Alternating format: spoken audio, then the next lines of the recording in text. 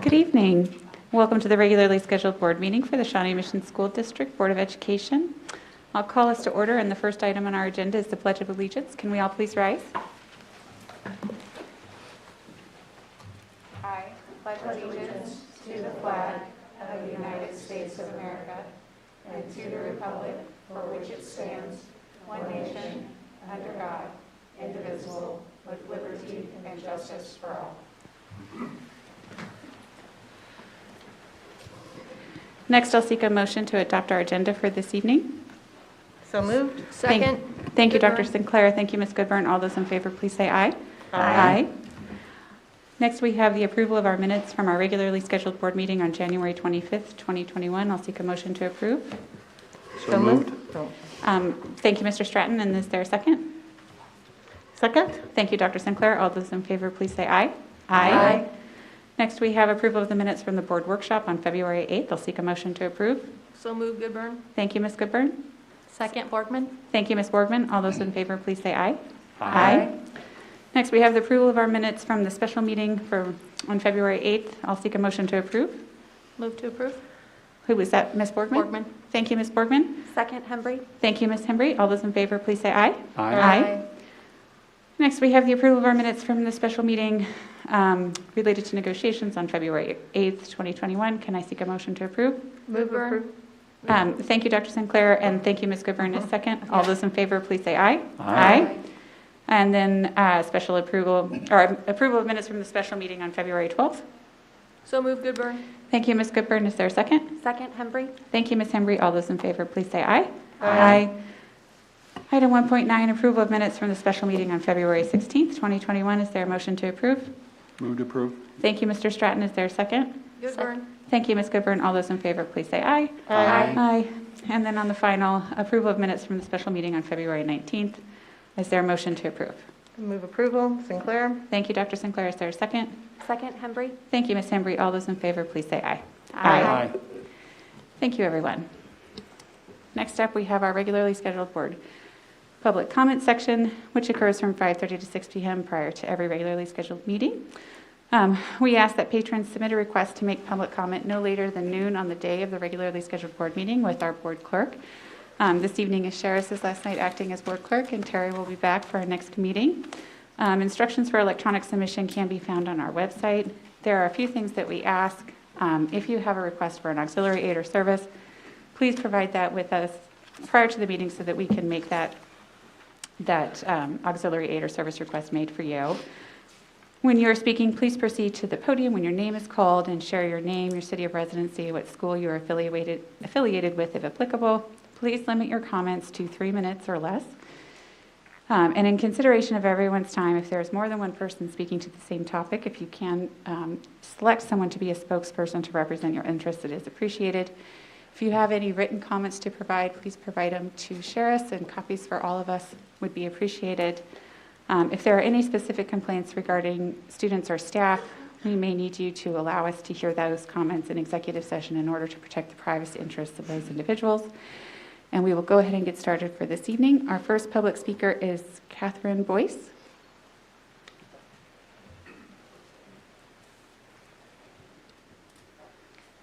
Can you hear me? Yes, ma'am. Is that loud Thank you. enough? Okay. First of all, I am no professional speaker, so I will flub a bit. I will do my level best. Good evening, everyone. My name is Catherine Boyce. I am the wife of Rodney Boyce and the mother of Lauren and Christopher Boyce. Lauren attends Shawnee Mission Northwest High School, and Christopher attended Trail Ridge Middle School. Many families from McAuliffe, Trail Ridge, and Northwest know Christopher or have heard of him. You all have a picture of him, I hope. For those of you that don't know him, he was an incredible kid. He was a ball of fire, energetic, athletic, and a very talented fortnight dancer. Mr. Orr used to call him the mayor of McAuliffe because he knew everyone's name and he greeted them by their name whether they knew him or not. In the few months that he was in middle school, he made many friends. In fact, there was one young gentleman in his choir class who was 6 foot tall, who would allow Christopher, who was 4 foot, to scamper up and sit on his shoulder like a little spider monkey, and they'd just run around like that. Christopher was an extrovert. These kids live for interaction with their peers. You've also got the non-starter students, the ones that can't just get on the computer and just do things. You've got kids that don't have, support from their family. Parents that have to go to school, have to go to work every day. These kids, and they just say, I'm just going to sleep in today. So these are the kids that I'm here for. These are the kids that I feel you have failed. The administrators that we talked to said middle school is the most emotionally fragile time in these kids' lives, yet we abandoned them.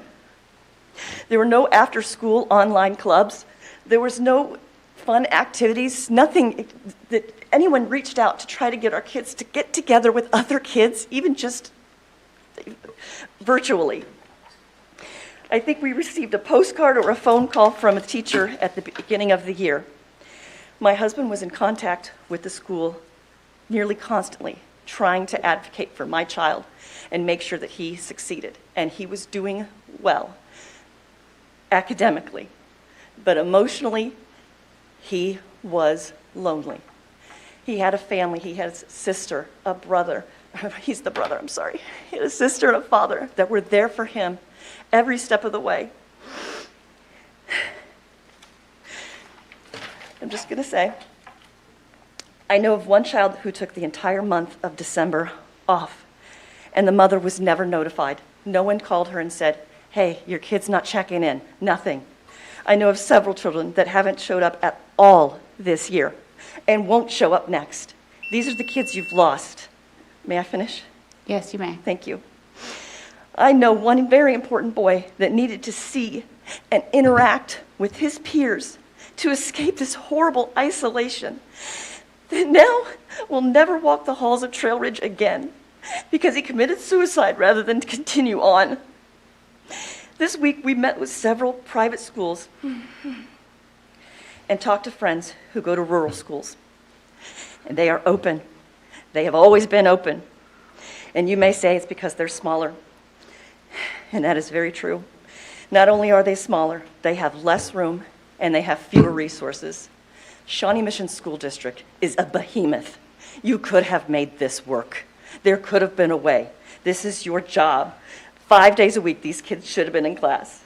And in closing, I'm going to say, initially, my intent tonight was just to urge you to open the schools now. And I know that all the other major school districts have already given in and started. So I'll be a little off script. I need to just call you guys out on your failure to advocate for the people, the children that you went to school, you got your degrees, to keep safe. This is your stuff. I'm an x-ray tech. What do I know? I take x-rays. I don't know what my kid needs every day. You knew what he needed, and he was failed by you. It should have been the children first. I don't know what politics was in play. I don't care. My child should have been in school or at least in contact with other kids. Thank you. May I add something? Yes, you may. Thank you. I know the superintendent's going to give an update on school openings tonight. I pray that the update is that they get to go back full-time. If that is indeed the update, I would beg you, plead with you, don't take it back at some point. Make it work going forward.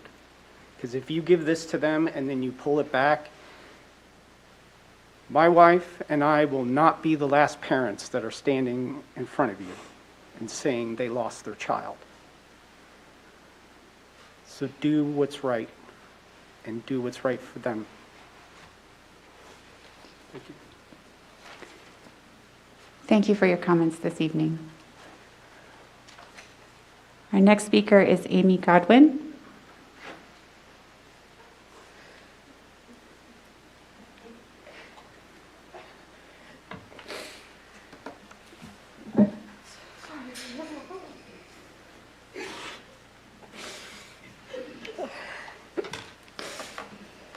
Sorry about that. Oh.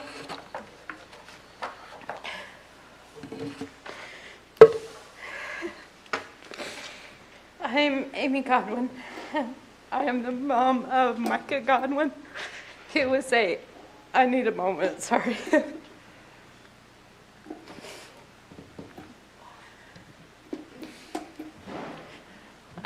Micah is a sophomore at Shawnee Mission North, and he has been remote all year due to medical conditions. I echo what these parents have said, though. I used to be a former educator myself, and I know that there are so many kids facing so many battles. But what I would like to say is that I know personally friends that teach in elementary, Kelly Carlson. I know math teacher Hannah Fitzsimmons-Pence at Shawnee Mission East. Micah's team, these are exceptional educators. Dylan Simmons, Megan Pagoric, Becky Tate, Lawrence Pickert, Elizabeth Davis, Robert Oliver, Gwen Heydrich, the social worker. We don't have enough of those. Morgan Greenstreet, Liam Murray, the counselor. We need more counselors. And Natalie Johnson-Berry, who Micah had for his freshman year at Shawnee Mission North, and he survived 2 terrible years at Hawker Grove Middle, but we believed in Shawnee Mission School District. And when he got to North, he was a defeated young man who did a very honorable thing for this district that I cannot speak about. But he got into Natalie Berry's freshman English honors class, and he wrote this poem. And I think we need to be listening to our kids more, because they really know what is going on climate-wise, politics-wise, and these incredible teachers that I mentioned are going above and beyond. 2 of them I know texted me when they were leaving school buildings at midnight. Some have spouses with health concerns that even if their curriculum can be taught from their home office, they're being told to drive in so it looks like they are working. These people are working tirelessly to reach out to children. And I know this because I'm blessed to work from home. We live in a small 900 square foot house, so Micah's door is right by my home office. And I work for the government. Well, I'll pray that gets better. Anyway, I hear from behind his door the things that he says in response to teachers. And teachers reach out to Mike and say, hey, can you get on Snapchat?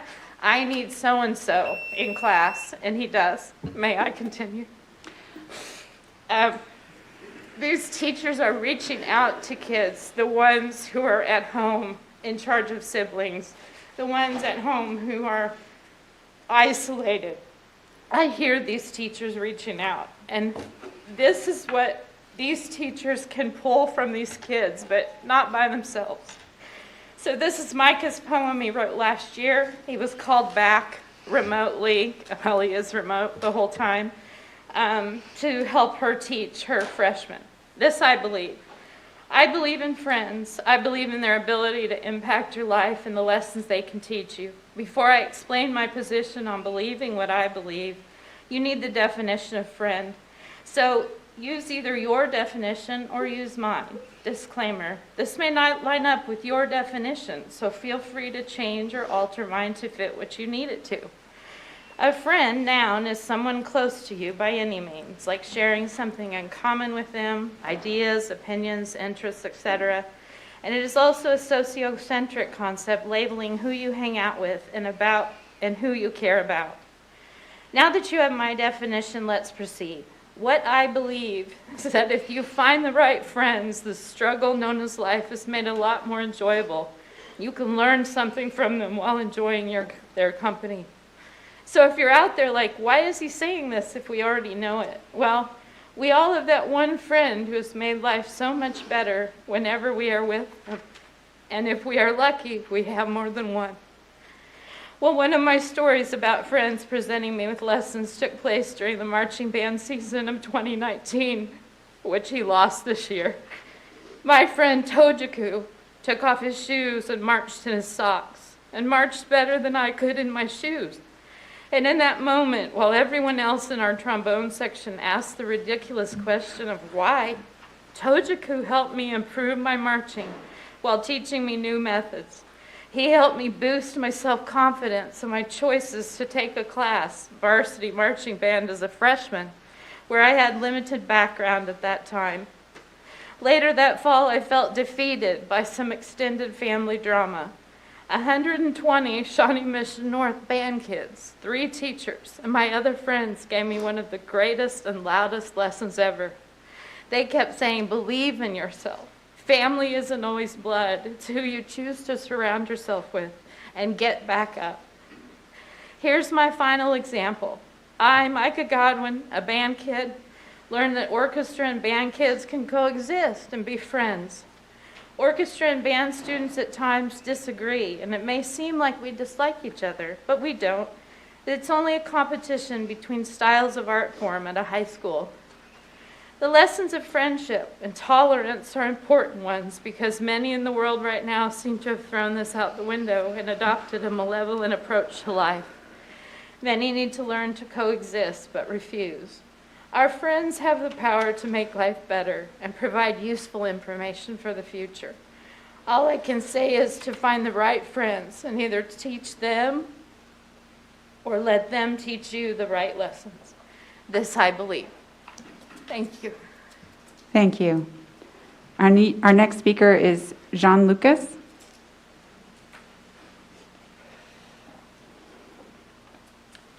Good evening. I have a 7th grader at Indian Hills and a sophomore at Shawnee Mission East. I'm here again tonight to advocate for getting secondary students back in person full-time. I too pray that Dr. Fulton's update tonight includes a date in March when students will return full-time. Secondary students have been out of school for almost a year. Hybrid and remote learning are not sustainable models. These children need to be in school full-time with their teachers and peers. I ask that you please take the one step forward for these secondary students and make the same decision that you did for the elementary students. Each one of you has the authority to make this choice. These students have been getting by, but they are struggling. I see it firsthand every day working at home.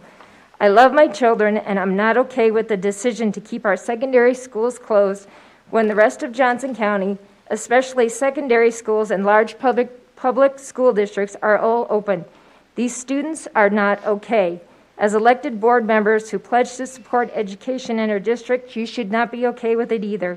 On the 2 days my kids are allowed to go to school, they are happy, excited, eager to learn, and want to run out the door. On the 3 days they're home, they struggle to get on the computer yet again for another WebEx or to figure out assignments by themselves. These kids are not okay. They need to be face-to-face with their teachers and peers. As a parent, I've had to helplessly watch what's happening to our children. I ask each one of you to think about what's happening to these kids mentally, emotionally, socially, and to their education. How is forcing kids to continue with the current model okay? We have to do better for our secondary students. These students have been pushed to the side like they don't matter. They feel abandoned. They see their peers across the county going to school every day and feel like they don't matter. Education is essential. In-person learning is even more essential. Please, these students need your immediate help. Please take the necessary step forward. Make the decision to bring the students and teachers who want to be in person, full-time, back in school where they belong. Thank you. Thank you. Our next speaker is Brian Connell.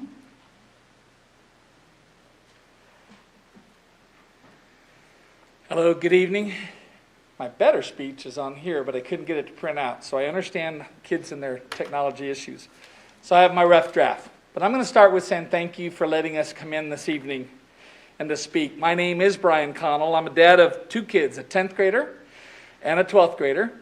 I live and our kids go to school in Olathe. But I'm in here because I owe a debt. I'm here in support of the families our friends, co-workers, teammates, teachers, and kids that love and care about the Shawnee Mission School District. You see, my daughter's a straight A kid. She plays varsity volleyball, two-time all-academic, all-state player, right? But she's a gritter. She lets no one see her emotions. She always wanted to be a school teacher till this school year. Think about that.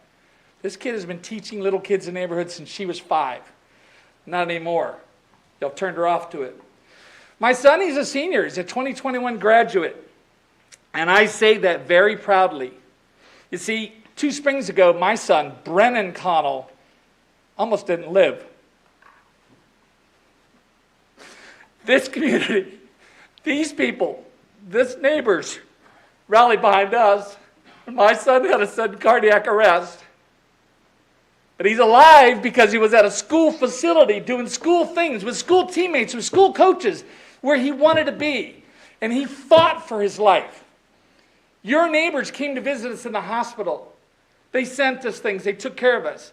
And my son fought to get back to school by his awards banquet. He wants to be in school. And so do all your kids.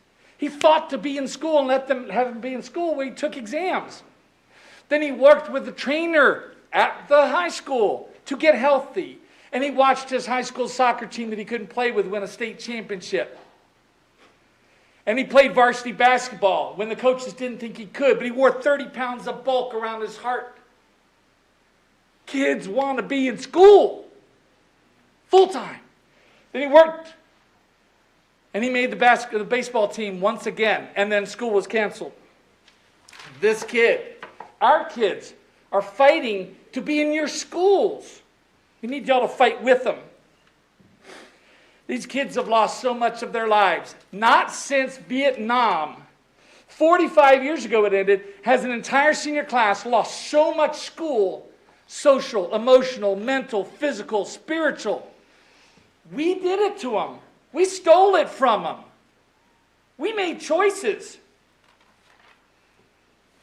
We took it away. Y'all can give it back.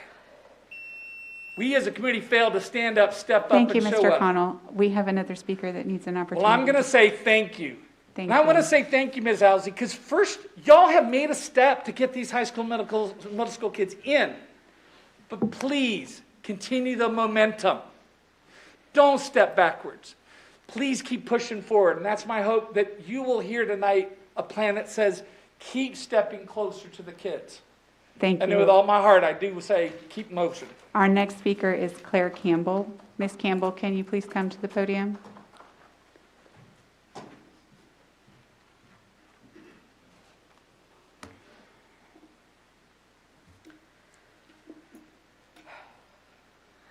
My name is Claire Campbell. I come before you as a mother of 3 children in the Shawnee Mission School District. I have angrily and idly sat by for the last 11 months while this board has made detrimental decisions on behalf of our children. I'm here because so many people are too afraid and too fearful to voice their true feelings and thoughts. It is frowned upon for talking ill of teachers and school boards. After all, our schools are supposed to have our children's best interest in the forefront of every decision. They are to protect, care, and guide our children. Sadly, everyone on this board has failed our children, our students. I am here to be a voice for the silent majority. I, along with thousands of others, have been caged long enough. I am frustrated, I am sad, and I am pissed. You have failed to listen to parents, students, pediatricians, mental health experts, family physicians, and as of late, the CDC guidelines stating that students need to return to in-person learning. There are approximately 20 students to every 1 teacher. You all are looking out for 5% of who you are obligated to be making the best decisions for. Parent after parent has repeated to this board about the plummeting of grades. A students turning into F students. It's happening at an alarming rate. Hybrid learning is a complete joke. They are almost all on their own when they are not physically at school. If they have questions, there is no one to turn to. If they need help or clarification, it is not available. Frustration turns into incomplete work, missing assignments, deconstruction of building blocks of learning, anger, and feelings of incompetence. But let's set aside academics. Let's talk about the physical and the mental health that are being exponentially affected by not having adolescents in school. Let me let all of you in on a day of hybrid learning. Students get up at 7:37 a.m. for a 7:40 class. They sit cross-legged in bed. They do not get dressed. They do not brush their teeth. They consume a half a bag of Doritos for lunch.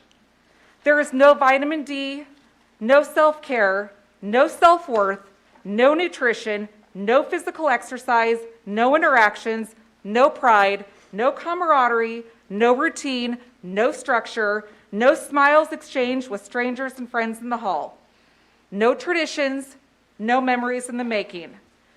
These children are schooling from bed. I too would like more time. Johnson County pediatrician Dr. Christine White informed this board that she used to see 2 to 3 children per week in her practice Ma'am, suffering from anxiety, your time is at its depression, end. and suicidal ideations. Your time is at Now its she's end, seeing 2 to 3 a day. and we need to start our regularly scheduled meeting.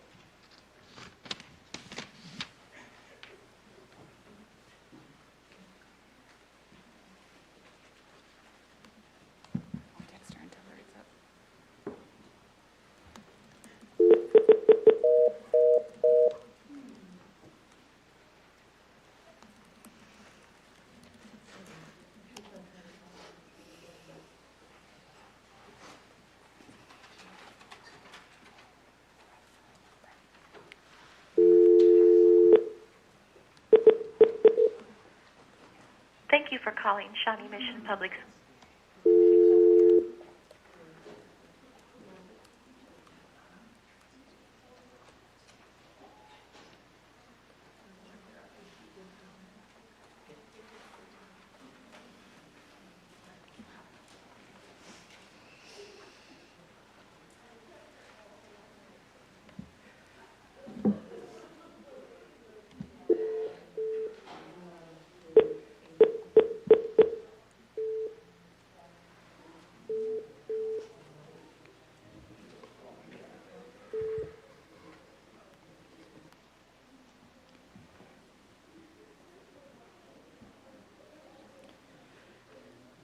Hello?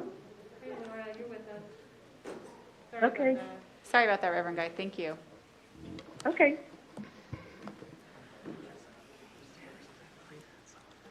Okay, the next item on our agenda is the superintendent report, and we will turn it over to Dr. Fulton for his report for this evening. Okay, thank you very much. I want to start off with just a comment here. First of all, there's no words to adequately address the debrief that was shared tonight.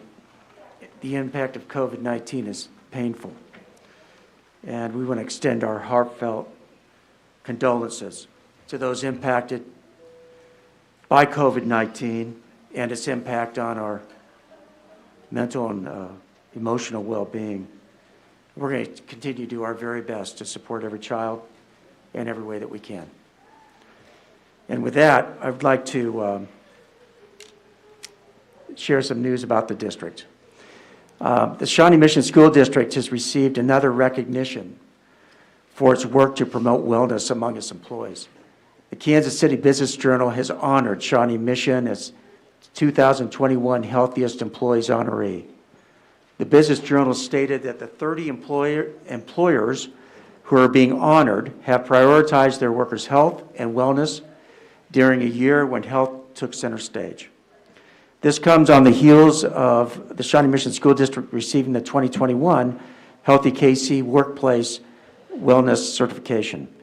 So we want to congratulate everyone who works in human resources, Tammy McCoy and her team, who promote wellness, and our entire staff for their work this year to promote health and wellness across the district. I want to recognize Riley Atkinson, who's a Shawnee Mission East senior. Riley is the 2021 Kansas Student Journalist of the Year and was awarded that recognition by the Kansas Scholastic Press Association, also known as KSPA. The award was presented to Atkinson in a surprise remote announcement. Atkinson is in consideration for a national award to be announced in May and is the fourth journalism student in the past 5 years at Shawnee Mission East to be named State Journalist of the Year. Each honoree has been instructed by journalism instructor Dow Tate. So congratulations to Riley. We want to extend our congratulations to students from across the district who will represent the Shawnee Mission School District in the 2021 Virtual Kansas Music Educators Association, also known as KMEA, in-service workshop. Students auditioned this year for instrumental and vocal ensembles by submitting video auditions. We're really proud of the students who will perform in state ensembles, choirs, and orchestras and bands. We'll include a link in the board recap listing the students who will be part of these select groups. The very first recipient of the 41 Action News One Class at a Time honoree was Konda Mock. The first grade teacher at Highlands was surprised with the news during an online interview with reporter Ray Daniel. They presented her with a $500 gift card for her efforts in the classroom and going the extra mile. So congratulations to Konda for that recognition. Enrollment has kicked off for pre-kindergarten and kindergarten students in Shawnee Mission. Families are able to register online, and we will include links in the recap. Pre-kindergarten is filled on a first-come, first-served basis, so we encourage interested families to reserve a spot soon. Opportunities for families to safely visit their school and meet staff will take place during scheduled times in the spring. We want to encourage everyone to share this opportunity, especially with the families who will be 4 and 5 years old this fall. We look forward to welcoming our newest Shawnee Mission students soon. Aisha Bosar, an 8th grader from Indian Hills Middle School, is the winner of the 2021 Johnson County Spelling Bee. She earned the championship title while correctly spelling the word, oh boy, here we go, onomatopoeia. I'm glad she could do it. That's a tough word.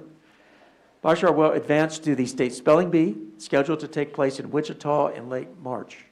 This year, competitors entered the bee using an online testing format. Then, a championship session was held for the top 8 participants in the county. And we want to congratulate all the Shawnee Mission students who took the challenge and demonstrated their spelling abilities at this county-wide event. Congratulations to all of our students and our staff on these recognitions. And that concludes my report. Thank you, Dr. Fulton. Our next item is board reports from board members. Ms. Boardman, do you have an update for us from SMAC PTA?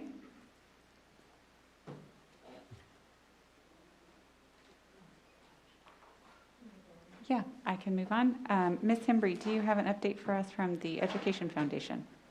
I wanted to share that the Shawnee Mission Education Foundation's Distinguished Leader Speaker Series, which was did not happen last year because of COVID, is up and at 'em this spring. It'll be on April 29th at 6:30 p.m.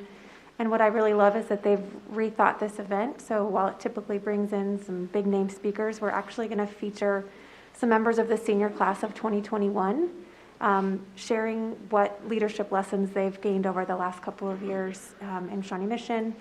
stories of strength, hope, and resilience, and their best advice for younger students. And unlike previous years, it'll be both free and open to the public. Great. Thank you. Reverend Guy, do you have an update for us from the KSB Board of Directors? Just a reminder that there are ongoing workshops every Friday. There's an advocacy update at noon that you're welcome to get on that Zoom call and learn more.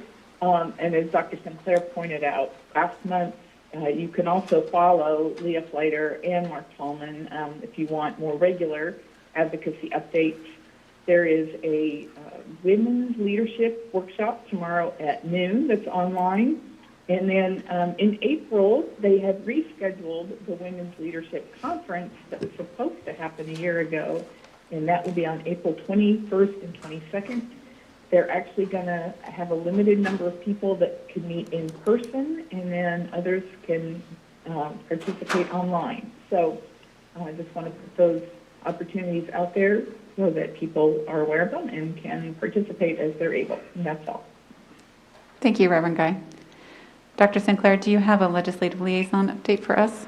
I have the final update until August, really. So this committee joined in on January 21st for the final delegate assembly, and that was the legislative platform for KSB was approved on that date, and so this group will now not convene again until August, where work is done for the remainder of the school year. Thank you.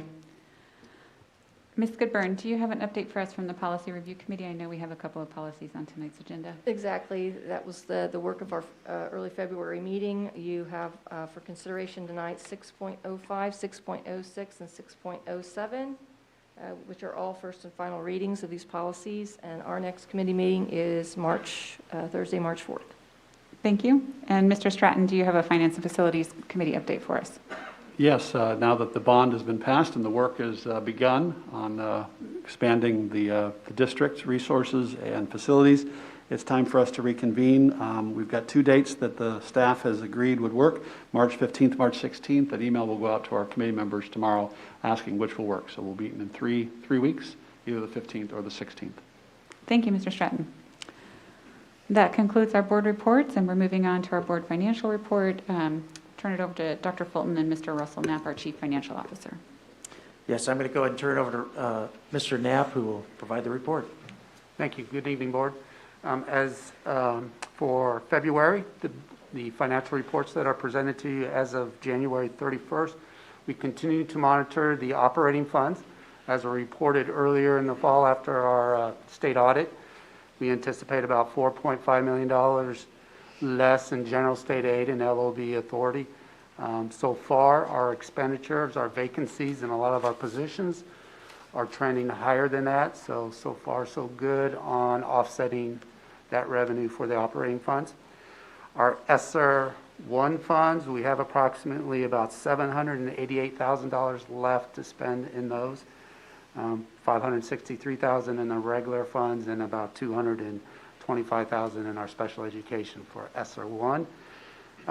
ESSER 2, as we reported earlier, the preliminary allocation is still 11.5. We have not received a final allocation from the state, nor have they released those funds to draw down at this point. But again, we anticipate about $11.5 million there. That concludes my report, and I'll stand for any questions. Thank you, Mr. Knapp. Dr. Sinclair? I have a quick question about the ESSER 1 and the remaining 700,000 or so. Mm-hmm. We have planned expenditures for those dollars, even though they have not been drawn down, and that will be... Yeah, we do. We'll pay for a lot of those long-term subs, food service, cleaning costs, and a few other, like the K9 masks or the K95 masks that are on the agenda tonight. Okay. Yeah. So we'll draw down and use the ESSER 1 first, and then we'll proceed to ESSER 2 when they release that. And do we have a sense of when the ESSER $2 will be released? It's kind of we don't know. I haven't received any communications yet from KSD Okay. on that. Helpful to know. Thank you. Are there any follow-up questions for Mr. Knapp? Okay, seeing none, thank you. Thank you. Next item on our agenda is the legislative update. Again, I'll turn it over to Dr. Fulton and Dr. Stuart Little, our lobbyist in Topeka. Yeah, we're thankful that Dr. Little could be here this evening to provide us with an update on what's happening in our state legislature. He has his report for you tonight that's in public view, and he'll review highlights from that report. Thank you. I'm happy to be here. You have my written report, and I'll provide you with a brief update on where we are in the legislative session and kind of what's going on. I'll talk a bit about the big picture, both the funding and the policy issues that we have coming up and that we're kind of in the process of, and then talk in particular about some kind of how I think things will be unfolding here for the next couple of weeks. We are essentially almost halfway through the legislative session. This is the last week to do committee work. There is already a lot of activity going on in committees this week. By the end of this week, everything will be done in the committees, and we will be into the House and Senate on the floors, working bills, passing them back and forth to each other. And so in general, anything that doesn't make it through in the next 2 weeks is going to be gone. So these 6 pages of bills that you have in this report, which I hope are reasonably organized, so you can at least follow along there, at least half of those will disappear, and we won't have to worry about any of them until next year. So this will be the longest report you will receive, I promise, and it will get shorter from going forward. And then by 2 weeks from, or by next week after this Friday, they'll be done, go home for a brief break, and then come back. The big picture issues, obviously, there are the tax lid, property tax, income tax things taking place, and those have passed one chamber or the other, and so we're going to be spending some time on that. We still are going to be looking at a variety of other changes at the state level or for tax policy, emergency management, and public health officer issues are hotly being debated. But I'll focus now on what essentially begins on the second page of my report, which is, number one, a variety of funding issues, and then talk about some of the policy issues. We have a number of bills in terms of that we're watching. I think first on the list would be some of the non-public school scholarship bills that are out there, and there are 3 of particular importance: Senate Bill 2068, Senate Bill 2067, and then Senate Bill 61, and then 2119. So I guess we've got 4 of them. Essentially what has happened is that the House and the Senate have both, the Senate has passed their non-public scholarship bill, which expands the scholarship program by adding more of students who are eligible, by eliminating the focus on non-performing or low-performing schools, and expanded it and broadened out that application. The other, and the Senate has passed theirs, the House has theirs sitting on the House floor. Everybody expects that will be debated next week and likely will pass out of the House, and then they'll have passed both chambers. The next bill that's in the mix is the one that is the educational scholarship program, and this is 2119. It is a bill that establishes for at-risk students or for students who participated during the 2020-2021 school year with a portion of their coursework being done either online or hybrid, are then eligible to access, to use a program that the state treasurer would set up, which would establish essentially a scholarship program that then they would get paid the base state aid per pupil at your school district, plus some of the weightings, and then that would be able to be used for a non-public school, whether it's religious or sectarian, it doesn't matter, but you'd be able to use that for a non-public school. And that bill has passed the House Education, K-12 Education Committee is on the House floor as well. So both of those could be worked next week, and they both have a variety of issues, and I'll be happy to talk about those. The other funding issue that we're watching is the high density at risk. One component of the high density at risk portion of the school finance formula is for districts like ours and about 15 or 20 others that have school-specific high-density populations of youth who are also at risk, which is part of what was implemented 15 years ago probably, in the school finance formula. But we specifically, since the whole district doesn't qualify, we have targeted schools that we have that revenue for. The bill had a sunset. We got a provision put into the budget bill that carries forward for another year after this year. but there are a couple of bills that are in committee. Neither one of them have passed out of committee yet that would restore that, either take away the sunset or extend the sunset out. But it's part of, obviously, the conversation that's going on in the State House. The other funding issue is the State Department of Education budget, including the appropriation that will come and fund the schools, which includes the base, the weightings, all of those things it's making its way through the process. The Senate passed it to the full Senate budget process last week. The House will wrap it up tomorrow and do that. Essentially, I think it's fair to say, while there are some very, very, very small differences of opinion in what's going on, the core of the base funding, the next year of the Gannon fix is part of the budget, and it's making its way through.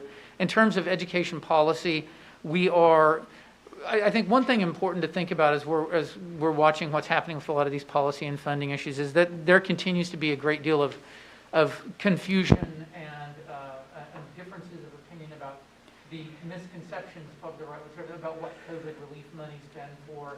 There's a lot of conversations going on about, what have you done with the COVID money? And we've been asked to provide that to members of our delegation and all that kind of. So there's a big conversation going on about the impact of COVID relief money and what can and can't that be used for. We're having to answer those questions a lot. There is a growing effort, and I think this is connected in some ways with the broadening distribution of the vaccines, that schools need to be back open. There is a bill that was introduced that has scheduled for a hearing on Thursday that mandates that in-person education must commence by March 26th of 2021. And that's kind of basically all the bill says. It doesn't say what else you can offer, what your local circumstances may mean, but that bill's going to have a hearing, and I think it's reflected a bit in some of the sense that with the vaccine being distributed, some of the efforts from the governor's office directing some of the expanding supplies that are coming in state and for school teachers and folks in public school systems or in school systems is driving some of that now we're ready to get back to school is part of the thinking, and this bill's there. There are a number of other bills, policy bills. I'm not sure how many of them are going to advance, but we're dealing with everything right now from gender identity in women's sports. We have a hearing on that tomorrow, to whether employers can have some control over whether your employees receive a vaccine. So that's an employment issue. There's a endless list of interesting topics here that are coming up, and some of them are getting hearings. I would note that where we are on kind of the front and center issue right now, what's going on with the non-public school scholarship bills and those kind of programs. The district testified in opposition to those bills, in part because they lacked some of the accountability and financial oversight requirements that you all as an elected body have that would not exist in a non-public school system. Some of the accreditation issues that we are compelled to comply with, that a non-public school may have an accreditation, but it is not the same. It may not be, and is not required to be, the same type of accreditation that we have. And I think the third issue is that the requirements to adhere to both federal and state law with regard to discrimination and anti-discrimination policy is not something that is specifically articulated and part of what would need to be complied with by a non-public school. And I think those are things that we've pointed out that's raised a lot of questions. Where we are now is we're kind of waiting to see what happens with those bills on the floor. Obviously, this is an important conversation and everybody's talking about it. But I think today at 3:10 this afternoon, 20 minutes before the House K-12 Education Committee began, the committee agenda came out, and tomorrow the House committee is going to hold a hearing on the Senate bill that passed. And so normally a bill passes, we wait and see what the House version of the bill is going to pass, and then after turnaround, we swap bills, and the House listens to House bills and the Senate listens to Senate bills.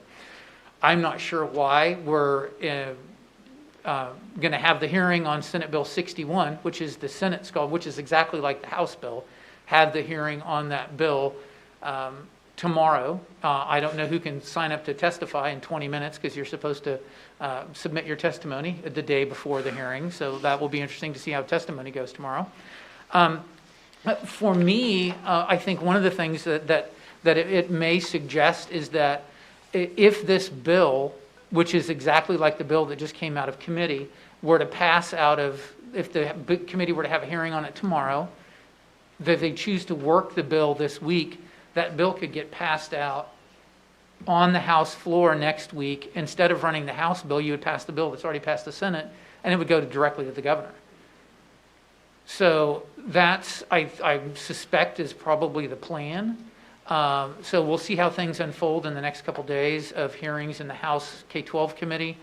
So with that kind of noted, the budget process is proceeding. We've got a lot of policy bills, and that's kind of, I think, where we stand on those other topics. I'd be happy to stand for questions. Are there questions for Dr. Little? Dr. Sinclair?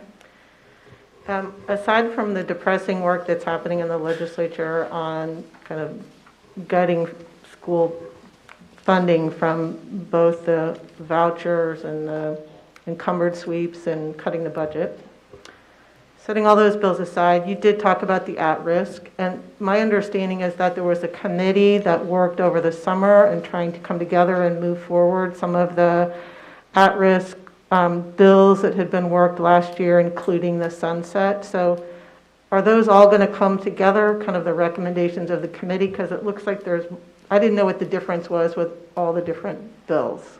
Well, there are both in the House and the Senate, there are essentially two,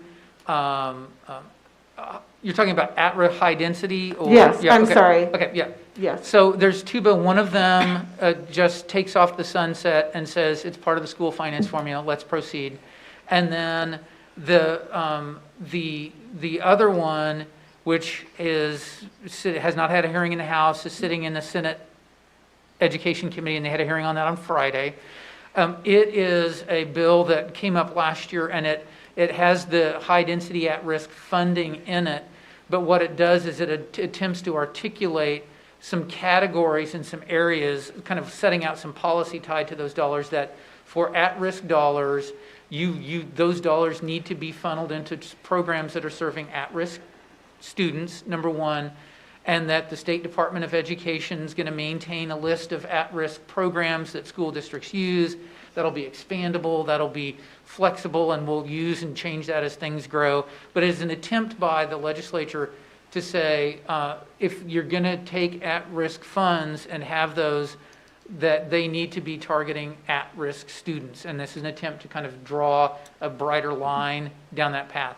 Of course, the reality is at-risk as a proxy generator for securing additional funding for at-risk students does not necessarily correspond to students that may be at risk from being non-proficient or failing on assessments. And so but all of those bills are in the mix. I think that whatever the solution's going to come out, I would anticipate the one with strings on it's probably the one that's going to come out. And so so it's more likely going to be that bill that says, okay, we're going to renew high density at risk, but part of what we're trying to do is put our arms around how you all spend it to make sure that it's going for those students. And this is a reflection of the legislative post-audit, of course, that came out last spring that talked a lot about where those resources were being invested, and that some at-risk funds were being spent on just a regular classroom teacher, and every school district said, well, yes, but we have non-proficient, we have kids at risk in those classrooms. So we're kind of at that level of having the conversation. Thank you. I had a question for you, Stuart, and I don't have a House bill to reference. I had just heard a little bit about it, and I was wondering if you could give some additional detail. It was moving sign up for NEA membership through the administration of local districts, so that local districts would have to pay for the administration of signups and resignations if someone decided to leave. And there was a lot of activity on that. I think it was filed in K through 12 but moved to Commerce, and I I didn't see it in the update. I don't know much about it other than the hall talk that I've heard from it, and I was wondering if you could speak to it and give us an overview of what it is, and if not, I can look it up later if it's not possible. It's on page 6 of the report. It's Is it? House, I yeah, just it's House missed Bill it. 2350, yeah, and I apologize, there's so many things on There's here. so many things, yeah. 2354, and it has a hearing on Wednesday in the House Commerce Committee.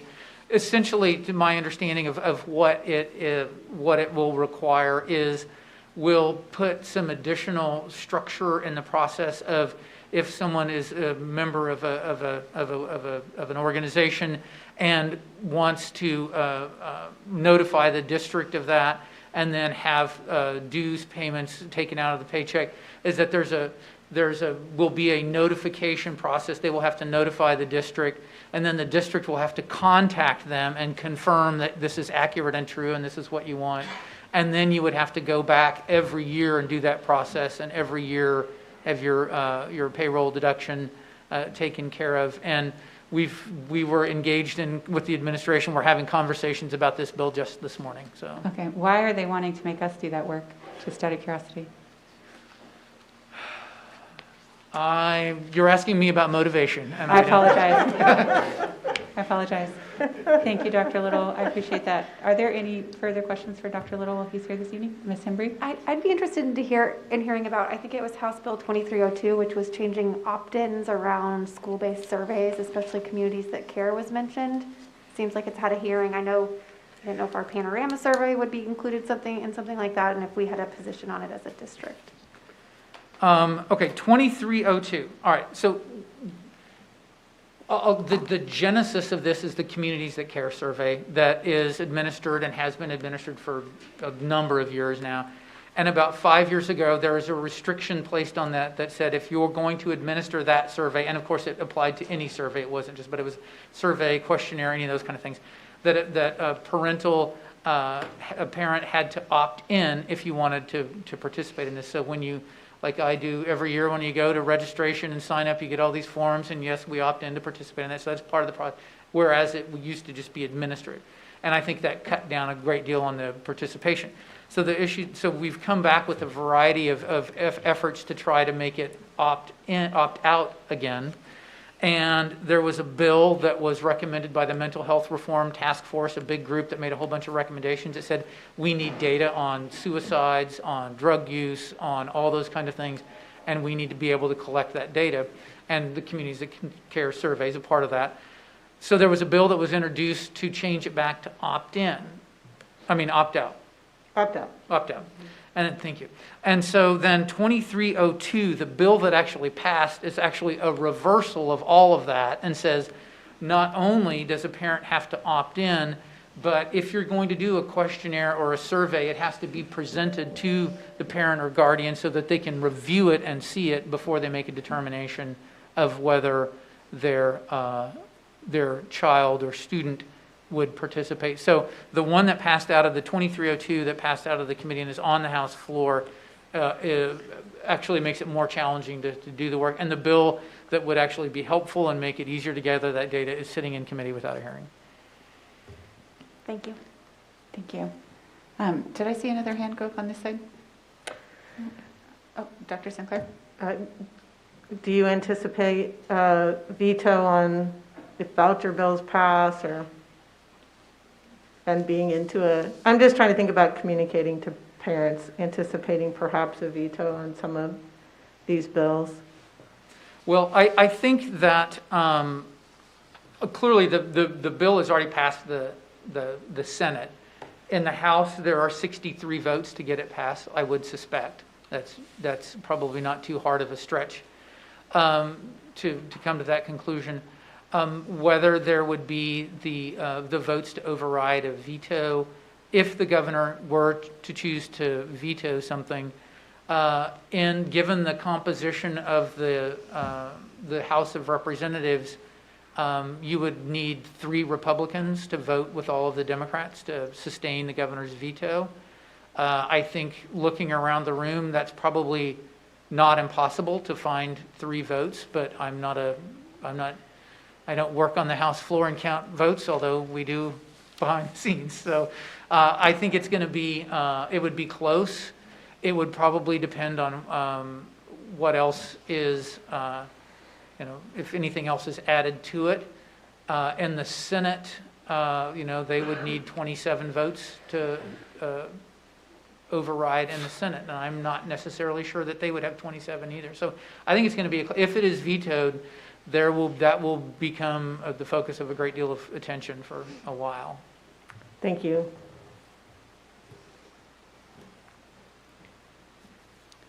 Are there any last questions for Dr. Stewart or Dr. Little? Okay, hearing none, thank you for being with us this evening. Thank you. Moving on to our next item on the agenda, which is the bond update. I'll turn it over to Dr. Fulton and Dr. Atha. Okay, thank you very much. Dr. Atha, Deputy Superintendent, is going to provide kind of a big picture overview of where we are with bond issue items. And I'll note that the agenda has been restructured a little bit to help organize future items that are going to come on the board agenda, so that we now have two consents. One is for just general consent, and then the other one is specifically for the bond. And as you know, some of these bond items are pretty big price-wise, and so without that might help you as you organize meeting a little bit, and we did it as part of the agenda review process. So with that, I'm going to turn it over to Dr. Atha and have him give you a summary of what's in the consent agenda. Okay. Thank you, Dr. Fulton, and good evening. I'd like to share a brief bond update related to the major projects scheduled for this spring, summer, and fall. And finally, summarize, as Dr. Fulton said, the bond consent agenda items that you will be taking action on later this evening. Beginning with a project timeline, starting with elementary school rebuilds. As was stated in the February 8th bond board workshop, construction is scheduled to begin on John Deemer and Westwood View in June or July, with a completion date of December 2022. The third rebuild will be Pawnee, and it will be built on site beginning in October of this year, with an estimated completion date of June 2023. Both Tomahawk and Rushton, the fourth and fifth rebuilds, are scheduled to begin construction in January 2023 and be opening on August of 2024. Now, this is a timeline that is subject to change based upon circumstance. So, but we're pretty hopeful we can stay on this timeline unless something unforeseen happens. The district will begin renovation projects this summer at Shawnee Mission North, Northwest, and Indian Woods. All of these sites will receive upgrades and selected restrooms that will include new fixtures, flooring, privacy partitions, painting, and improved ventilation. In addition, North will be receiving a new weight room. Northwest will be receiving upgrades to their mall or commons area, and Indian Woods will gain an addition to the south part of their building to increase learning space. All of these renovations are currently in the design phase. Also this summer, the district will be repairing and/or replacing asphalt and roofs at selected schools as it relates to their respective 5-year plan. I believe we'll replace up to 3 roofs at 3 different schools, and we will be doing asphalt work at about 15 different buildings. In March, the district will procure and begin installation of a new security control and video surveillance platform to replace the current system that will cease to function in 2023. This will be a major security upgrade for the district and will touch every school and building in the district. As part of this project, all 2,000 plus security cameras will be replaced district-wide, and over 350 additional cameras will be purchased and located at strategic points inside and outside of our schools and buildings. This project is scheduled to be completed in December 2022. It will take about 1 year and 10 months to complete this project.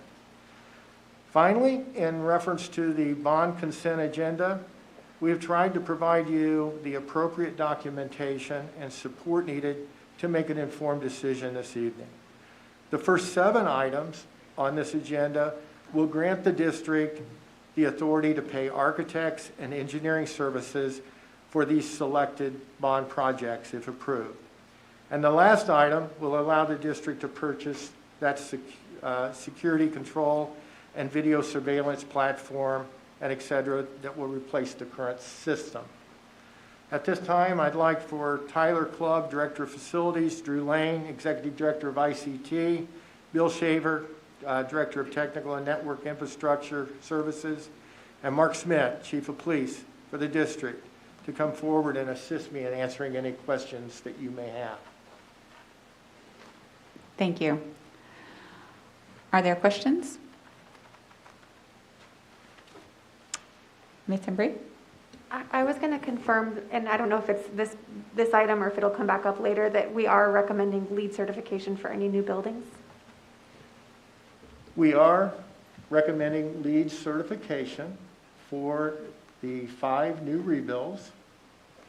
You will see more documented information coming to you in the form of the contracts that will appear before you either the next meeting, I'm hopeful the next meeting in March 22nd, we will have formalized contracts for our construction management firms as well as our architects. And that LEED certification will be an addendum to each of those contracts. I appreciate that. Thank you. Are there any further questions? Dr. Sinclair? I have a question about communications. So along with updates to the board, I assume that there'll be some kind of continued information provided, or could you maybe speak to that on the website? Like, you know, the proposed projects, there's a nice layout of all the proposed projects on the website under the Bond 2020. Will there be more details kind of added to that, or? Yeah, most certainly. We will, I'll be working with the superintendent as well as David Smith, our communications officer, and you will see incremental updates as we go through with these projects. One of the things that will happen on these new schools right away, we'll have a groundbreaking ceremony where the board and the community will be invited for us to break ground on Westwood View and on John Deemer. We'll do that with all 5. But you'll also see updates, incremental updates coming from our architects and our construction management teams that will coordinate with Tyler Clubb, our Director of Facilities, and David. Okay. Thank you. Ms. Borkman? Could you talk more about the security and the security upgrades that we're getting? This is one I'm going to turn over to Drew Lane, who has the specifics, and also Bill Schaefer has specifics, because both of those guys have been working on this. And also, the chief may also have some input. Excuse me. Ms. Borgman, did you have anything in particular you were interested in, or just a general overview? A general overview would be great. Thank you. Sure. So a number of years ago, the district undertook the first initial complete revamp of the district security system.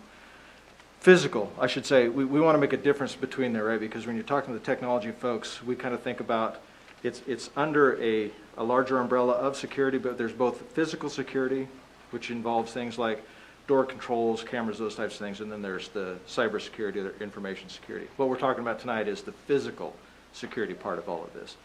So a number of years ago, when I first came to the district, Chief Douglas, when he was first here, that side of the house undertook a large project to revamp the entire physical security kind of stance and how we perform those duties, those types of things.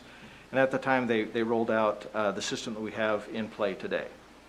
Over the years, that system, it was state-of-the-art when it was put in.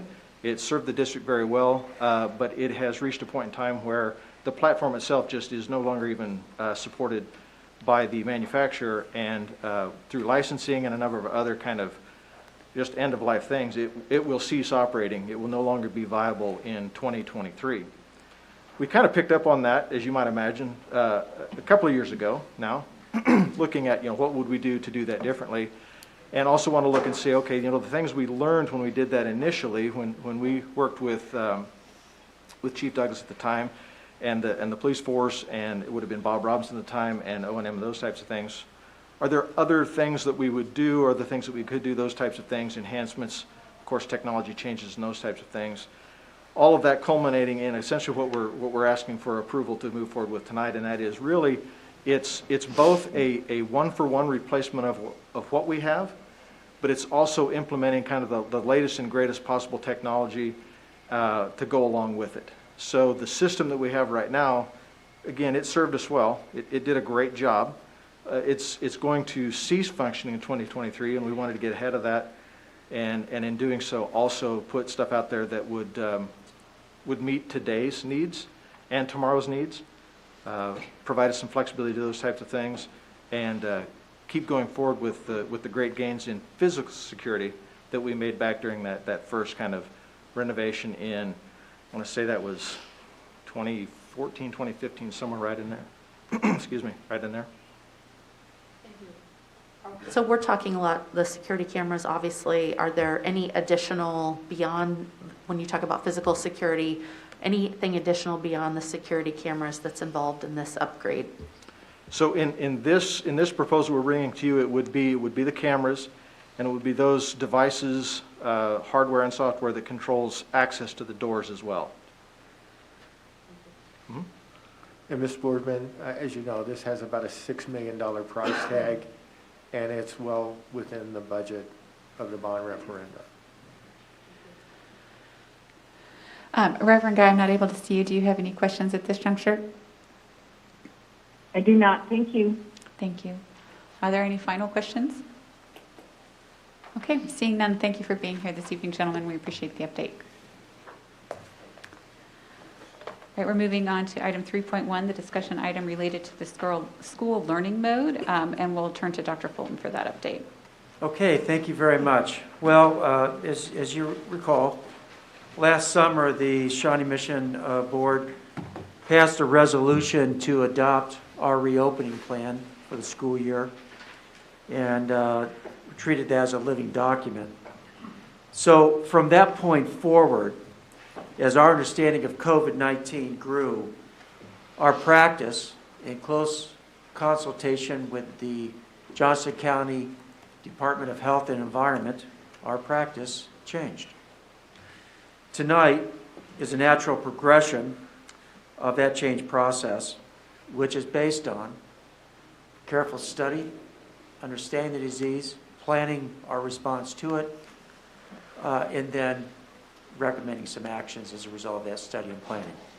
Tonight, we want to start with Elizabeth Holshoe, who is the Chief Epidemiologist for the Johnson County Department of Health and Environment. She and the whole team there have just been absolutely critical in helping us to develop a thoughtful approach to having school, whether that's remote, hybrid, or in person. So she's going to overview for you the study part of it.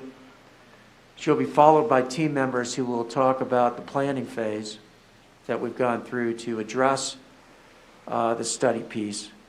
And then finally, we'll end up with an action step as a result of that study and planning process. So, Elizabeth, thank you so much for being here tonight, and I'm going to turn it over to you. Thank you, Dr. Fulton. Board members, thank you for having me this evening to update you on COVID-19 prevention and transmission in schools and the potential for changing learning modes. Next slide, please. I'd like to start. CDC recently released guidance, quite frankly, guidance we'd all been wishing had come out last July. But I think the plus side is that what we at Johnson County, as well as KDHE, have been talking about for the last 8 months is very consistent with what CDC has also come out with. So really, CDC has some essential elements for safe in-person learning, and these include the consistent implementation of sort of a layered approach for mitigation, and I'll talk a little bit more about what that means. wanting to look at the indicators of community transmission and how that may influence in-school learning, as well as doing phased learning modes, which you guys are very adept at by now. And then there's additional layers that can also be implemented to continue to reduce the risk of transmission for COVID-19 within your school buildings. And that includes things like testing, which you all are already doing, and vaccination for teachers and staff, which we already have underway. And Shelby Rebeck informed me that Shawnee Mission, I believe, is at 42% of teachers and staff have been immunized already. And with KDHE's increase in vaccine allocation directly for K through 12 educators, we are anticipating that we can get through the first dose of all K through 12 educators in the next couple of weeks, which is very exciting and can help continue to prevent transmission in school buildings. Next slide, please. So this is a really big, important piece, and it's, again, this consistent implementation of layered mitigation strategies. Next slide. So the way we can look at this graphically is what we call in public health the Swiss cheese model. And it's this idea that each one of these mitigation strategies on its own is incomplete and not perfect to prevent COVID-19 transmission. But when you layer them all together, when you have contact tracing and social distancing and mask wearing and hand hygiene and cleaning and maintaining of facilities, when all of those are combined, we are very effective in reducing transmission from student to student or student to staff. And even outside of school buildings, all of these same principles apply for COVID-19 prevention in the community. Next slide, please. So this is really the big piece, and it's what we at the health department, and I know your staff and Shelby and her team have been discussing. The two big things that we know is that when we have consistent masking, so up above the nose in a tight-fitting mask that's not too small, and we have distance, we can prevent COVID-19 transmission. What we don't know as well is what happens when you remove one of those. When you remove distance, like will happen if you go to full in-person learning modes where you can no longer keep at least 3 feet of space between students, when you remove that element of distance and you only have masks, how effective is that in preventing transmission from student to student when there's somebody who's infectious in the classroom? Next slide, please. And so a number of studies have come out recently, and those are often quoted by people advocating for full in-person learning. But I do want to caution a few things and really point out what some of our assumptions and limitations are around these data that have come out. So one of the really often cited studies is out of Wisconsin, where they found that there was limited to no transmission inside school buildings. However, in a number of these studies, almost all of them, they rely on self-reported masking or masking adherence reported by the teachers. They also were able to keep students in pods or in cohorts, so these smaller groups of 10 to 20 students. And in particular, in the Wisconsin study, it looked at 5 rural counties where the school districts are much, much smaller, the school class sizes are much, much smaller, and the ability for them to implement mitigation techniques inside the school and outside the school building are very different than what we can do here in a very suburban county.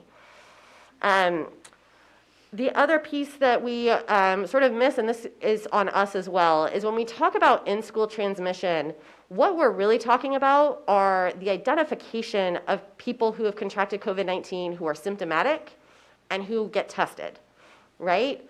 If a parent opts not to test their student, even though they are showing symptoms, we don't know about that. And so we can't necessarily say that is likely to be transmission inside the school building.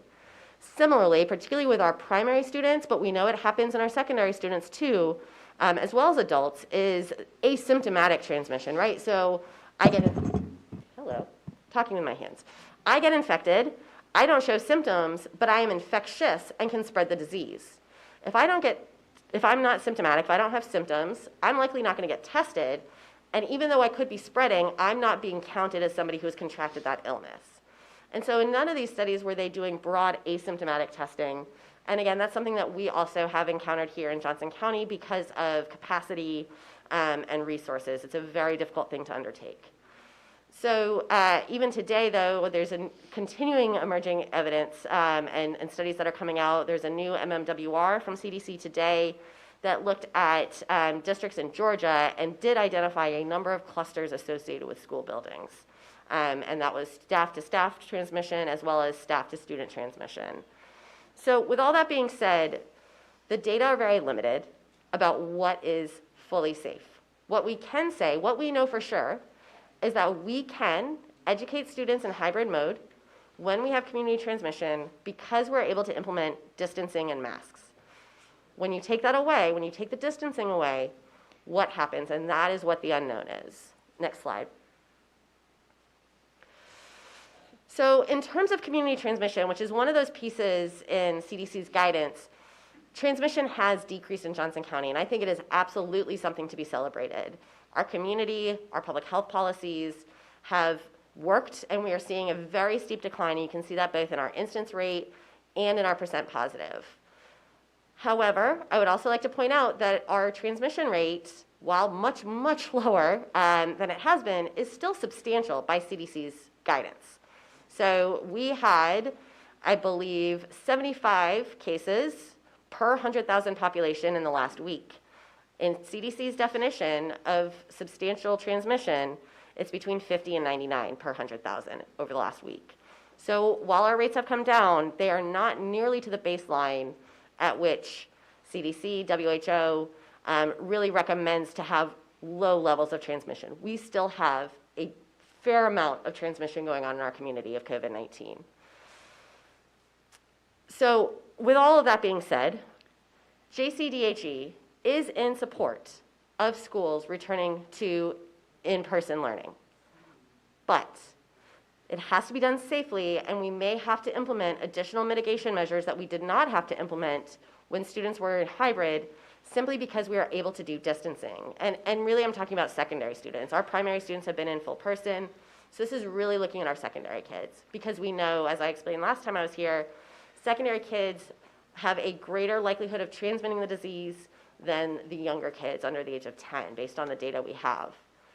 So what is the other piece to keep in mind is as you bring in more students and you reduce the space between them, so that increases the likelihood that there will be transmission, you're also just increasing the sheer number of students in a classroom. You're doubling it essentially, which is twice the number of individuals and twice the likelihood that somebody could be positive for COVID-19 in that classroom. And the other piece of this is when you have cases, it causes, and you bring all of your students back in, contact tracing becomes exceptionally difficult, especially when you have students who are going from one class to the next, to the next, to the next. If you have one student who's been in that class for an entire day, you're now looking at 8 different classrooms and who could have been exposed. And we know from experience in other school districts who have gone full in person that that can result in a very large number of individuals being quarantined when masking is not being observed appropriately and consistently, along with the lack of distance. Next slide, please. So in order to prevent the spread of COVID-19 in classrooms, JCDHE is planning on updating our exclusion policy for secondary students in those classrooms where distancing cannot be maintained. And so we're talking at least 3 feet of distance. And again, CDC talks a lot about 6 feet as optimal, and that is optimal. And the reason for that distance is because we know that COVID-19 is spread on respiratory droplets, which are pretty heavy. Aerosolization can happen where it goes even further and can spread further, but the majority of the way that COVID-19 is spread, so these heavy respiratory droplets that drop out of the air within about 6 feet. And between 3 feet and 6 feet, there's going to be less. But within 3 feet, the likelihood that those respiratory droplets that could have COVID-19 in them, the SARS-CoV-2 virus, increases, which means that people who are sitting within 3 feet are going to be more likely to breathe that in.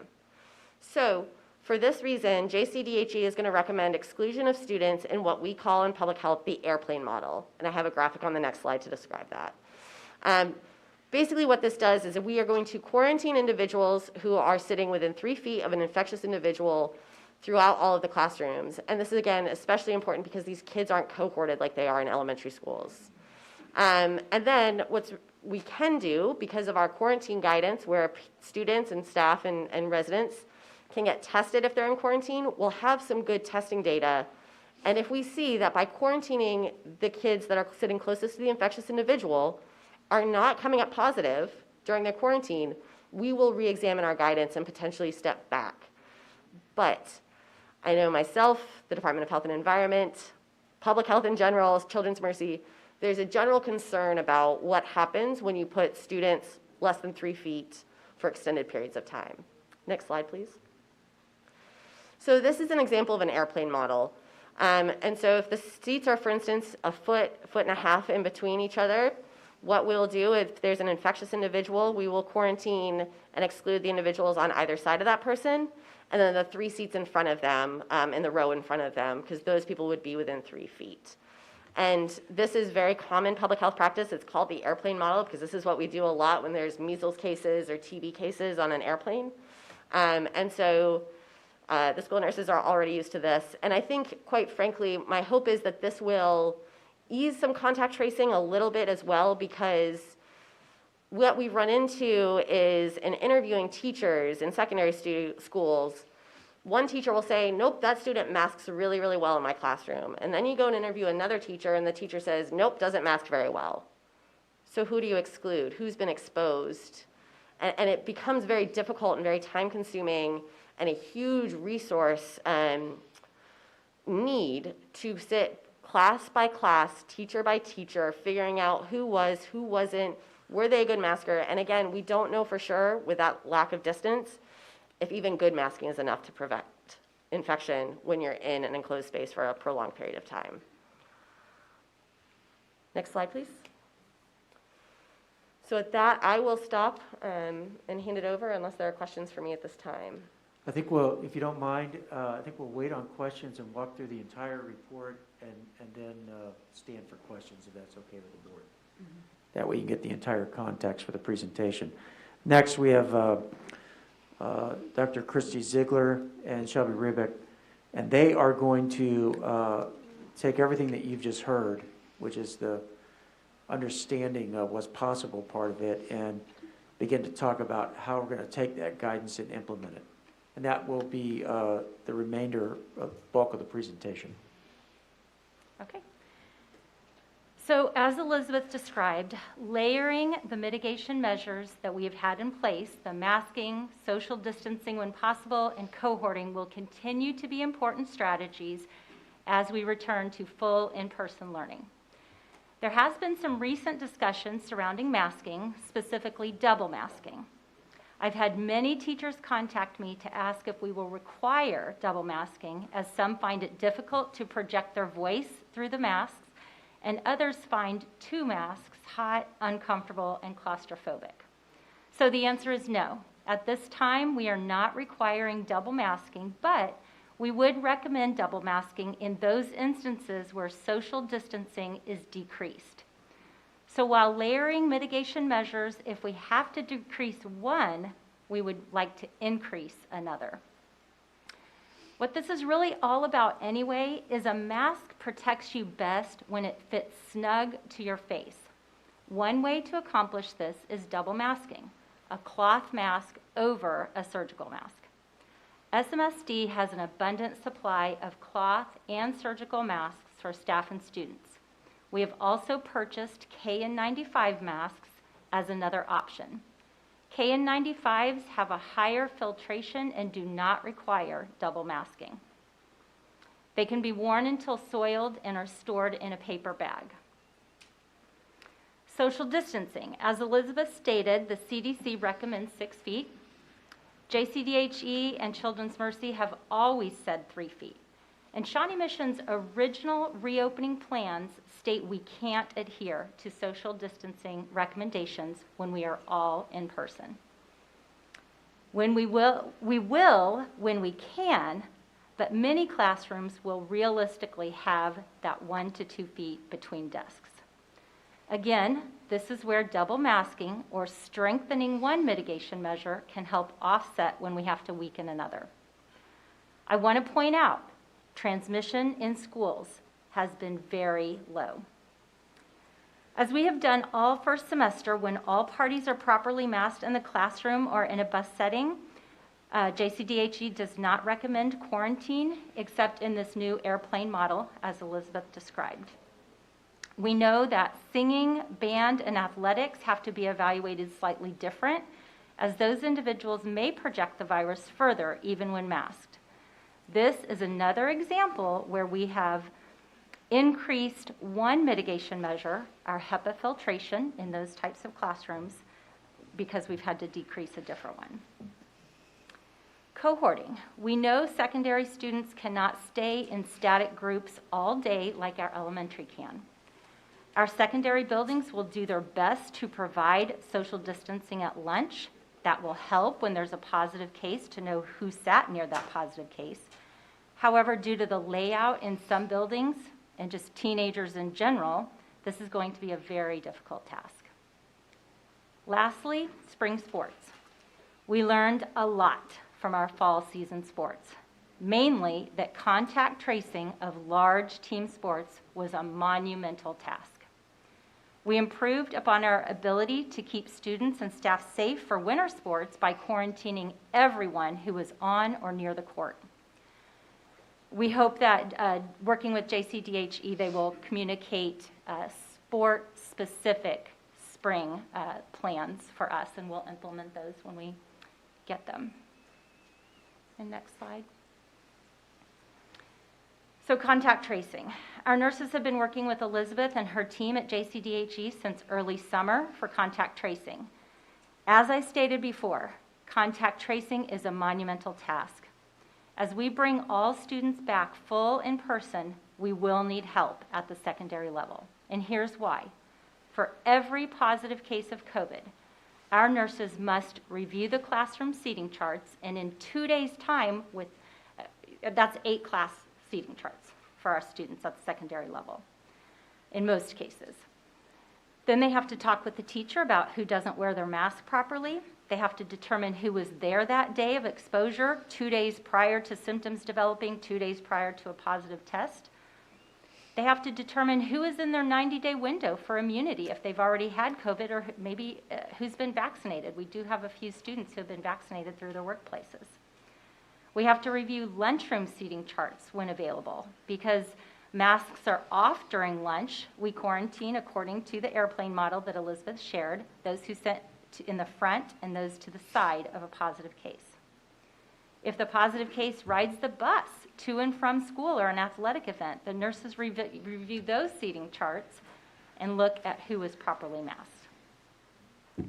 So the last thing I would like to say here is that students, staff, and parents can really help us out by avoiding social gatherings where masks aren't worn. If you choose to gather, please wear your mask because, again, we are not seeing transmission inside of our schools. When we have to contact trace, it's due to social gatherings outside of school. And at this time, I'd like to turn it over to Dr. Ziegler. I'm going to give you a brief status update on testing and vaccinations and where we're at this time. So testing availability, I think our last update to the board, we shared that all schools were going to be receiving the ability to have tests available. All schools do have tests available. They are saliva-based, the PCR testing. So those are available for our students and staff to maintain safe learning environments. So those can be utilized as the bullet points on the slide indicate. The requirement for early release from quarantine, those tests are available in our schools. They can be utilized and requested for symptomatic staff and students, and also for asymptomatic staff and students who have been exposed to a positive case. So in all schools, those resources are available. As we look to the future and the possibility of more students in our schools, we are reviewing the possibility of putting an additional layer in, specifically for secondary, that would include centralized testing here from the CAA, which our COVID team would help support. So that's just in anticipation of additional numbers of tests being processed, and that will give some relief to our nurses and our health offices in our secondary schools. So that would be an additional strategy that we will put in place, is that centralized testing here at the district office. We also want to note that currently we have this resource available through funding that was allocated at the state level. So we do utilize a local lab, and that has been a phenomenal resource and partnership for us because tests can be dropped off into a pickup box, and there's a courier service that takes those from our district to the lab for processing. So that speeds up our rate of being able to get that information back to those that need it quickly. With respect to vaccinations, we've had a little bit of a teaser, and Elizabeth brings phenomenal news. So we're very excited to hear that it may be weeks and not months before we finish vaccinations of staff. But I want to reinforce at the CDC level and what Elizabeth has shared from our county health perspective, vaccinations are not alone a factor for determining our return to in-person. It's one of those measures that layers in the mitigating factors. So even with vaccinations in place for our staff, we have to stay diligent with our mitigating measures, or else we won't be successful. So the mitigation factors that we're talking about tonight all have to remain in place. Currently with Shawnee Mission, our vaccination status, we're right at about 42.5% of our staff completed. Last week was a first dose clinic that was hosted through the county in partnership with Children's Mercy. So we're excited to have them a part of allowing us to move more quickly in getting staff vaccines. This week, Thursday and Friday, 902 of our staff will be going for their second dose.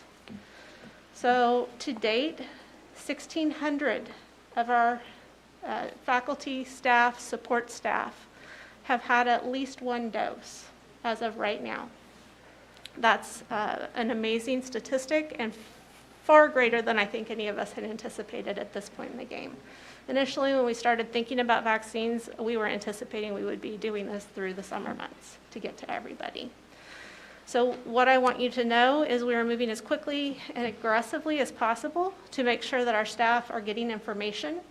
We have had multiple opportunities for staff to give us feedback on whether or not they are interested in the vaccine. That was pushed out to all staff in the district, so we did survey, and the county asked for that data, an estimate of how many staff were interested in getting the vaccine. So about 75% of our staff did report on that survey, and of those that completed their survey, over 96% expressed, yes, I want the vaccine. Our strategy for reaching our staff has been, we started outside of the phase 1 staff, which were our health professionals who received their vaccinations in phase 1 of the state and also the county plan. As the plans moved to phase 2, then we prioritized with those educators and support staff who work with students who have difficulty masking. That included a lot of our special educators that are working with students that may have difficulty maintaining mask wearing throughout the day. We also focused on identification of our employees who had filed COVID-19 related ADA accommodations with our Human Resources Office. And then we also included any of our staff age 65 and above in our first phase, if you will, of phase 2.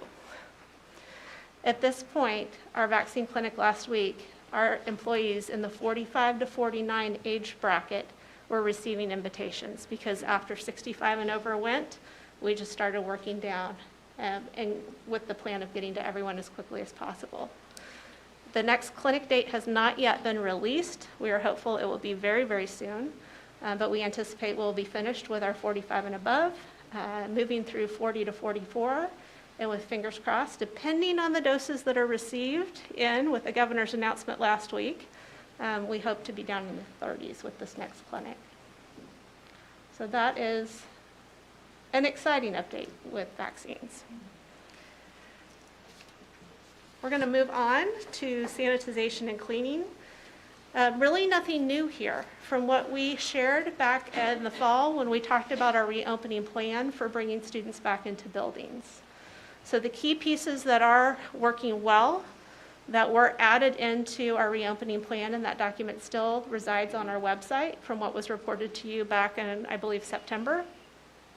We are still maintaining nightly disinfection of classrooms and the areas throughout the school with the misters that were secured earlier in the year. We are prioritizing the high-touch surfaces throughout the day, including those door handles, handrails, counter surfaces. So that is going on. And then common spaces, including the offices, nurses' offices, cafeterias, restrooms. Those have been prioritized and increased in-depth cleaning nightly in our restrooms is happening as well. And then communication and review. Once we brought students back at the elementary level and into hybrid at the secondary level, one of the things that we learned is our staff was looking for additional reassurance and communication. So there has been additional communication and review of the cleaning procedures on a frequent basis from our district teams out into the buildings, and then reviewing also the products that are being utilized with the building teams and the administration. I'm going to turn over to Dr. Atha. Thank you, Dr. Ziegler. You know, when you talk about sanitization and cleaning, and you talk about air quality and ventilation, you're really talking about the quality work that our custodians and maintenance folks do each and every day. And as Dr. Ziegler said, this is work that has been ongoing since COVID broke out. The district improved its HVAC filters in August 2020 from a MERV 8. That MERV stands for Minimum Efficiency Reporting Value, to a superior MERV 11. There's really nothing wrong with a MERV 8. MERV 8's a good filter, but a MERV 11 is better and more superior, and will take out more particles and is safer. And in facilities that can handle the MERV 13, we have MERV 13s. HEPA air scrubbers have been installed in secondary choral and band rooms, with HEPA machines installed in all nurses' stations district-wide.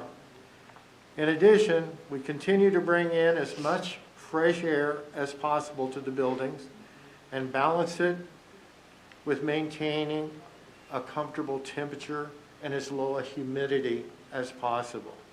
And this can be a very difficult balance in being able to get as much fresh air, particularly as cold as the temperatures were last week, because when you open up those dampers, it's going to immediately get very, very cold. And in the summertime, when you keep those dampers open too much to let too much fresh air in, then your humidity levels go up and create significant amount of problems. So our maintenance department tries to hit that optimal balance, if you will, to bring in the appropriate amount of fresh air. The district has identified $24 million in additional HVAC system needs district-wide. We would like for all of our systems to be able to handle the MERV 13s. But we have some older systems, and MERV 11 is the highest level that we can get at this point. That $24 million will be funded through a variety of means, primarily bond referendum, federal, ESSER, CARES Act monies, and capital outlay. I would like to stress that the facilities department continues to work with our HVAC consultant, as well as Children's Mercy Hospital, to research how the district can continue to improve air quality and ventilation in our buildings. Next slide. Well, here are the estimated projected costs for the district to mitigate COVID-19 from March of this year until June 2022. As you can see, the needs include adding nurses for contact tracing, masks, increased staffing for substitutes, improved ventilation, air quality, and building cleaning supplies. This totals about $6.5 million, which can be paid for out of ESSER ESSER funds. At this time, I would like to hand the baton off to Dr. Michelle Hubbard, our Deputy Superintendent. Thank you, Dr. Atha. I just real quickly want to take an opportunity to thank the original reopening team again from the summer, because the majority of our plan in bringing kids back in full at the middle and high school levels really goes back to that original plan. I mean, that team did a lot of amazing work in the summer, and for the most part, we'll be using that original reopening document. But since then, we had a team look at and update in-person mitigation at the secondary level. And we did that because we've learned a lot since we built those plans in July. And there's been changes from CDC, Children's Mercy, and KDHE. And the plan also is very specific to each building at middle and high school levels. And so those plans are on the website. You can get to them from this presentation, but also just from our website. They are under the learning models as updated mitigation plans. So I want you to share, and they're going to talk more about this, but this was a joint effort between our administrators, our building leadership teams, and the building NEA reps at the secondary level. So at this time, I'm going to turn it over to Dr. Joe Gilhouse, Director of Secondary Services, Dr. Jeremy Higgins, Principal at Shawnee Mission North, and Blake Ravel, Principal at Indian Hills. Thank you, Dr. Hubbard. Good evening. For the past 2 weeks, I've been working with middle school and high school principals for this in-person document that you're about to see very shortly here. We used the original reopening plans from August of 2020, as Dr. Hubbard referred to basically guide us and to be our foundation as we move through this process. We have updated the current mitigating measures for the in-person learning.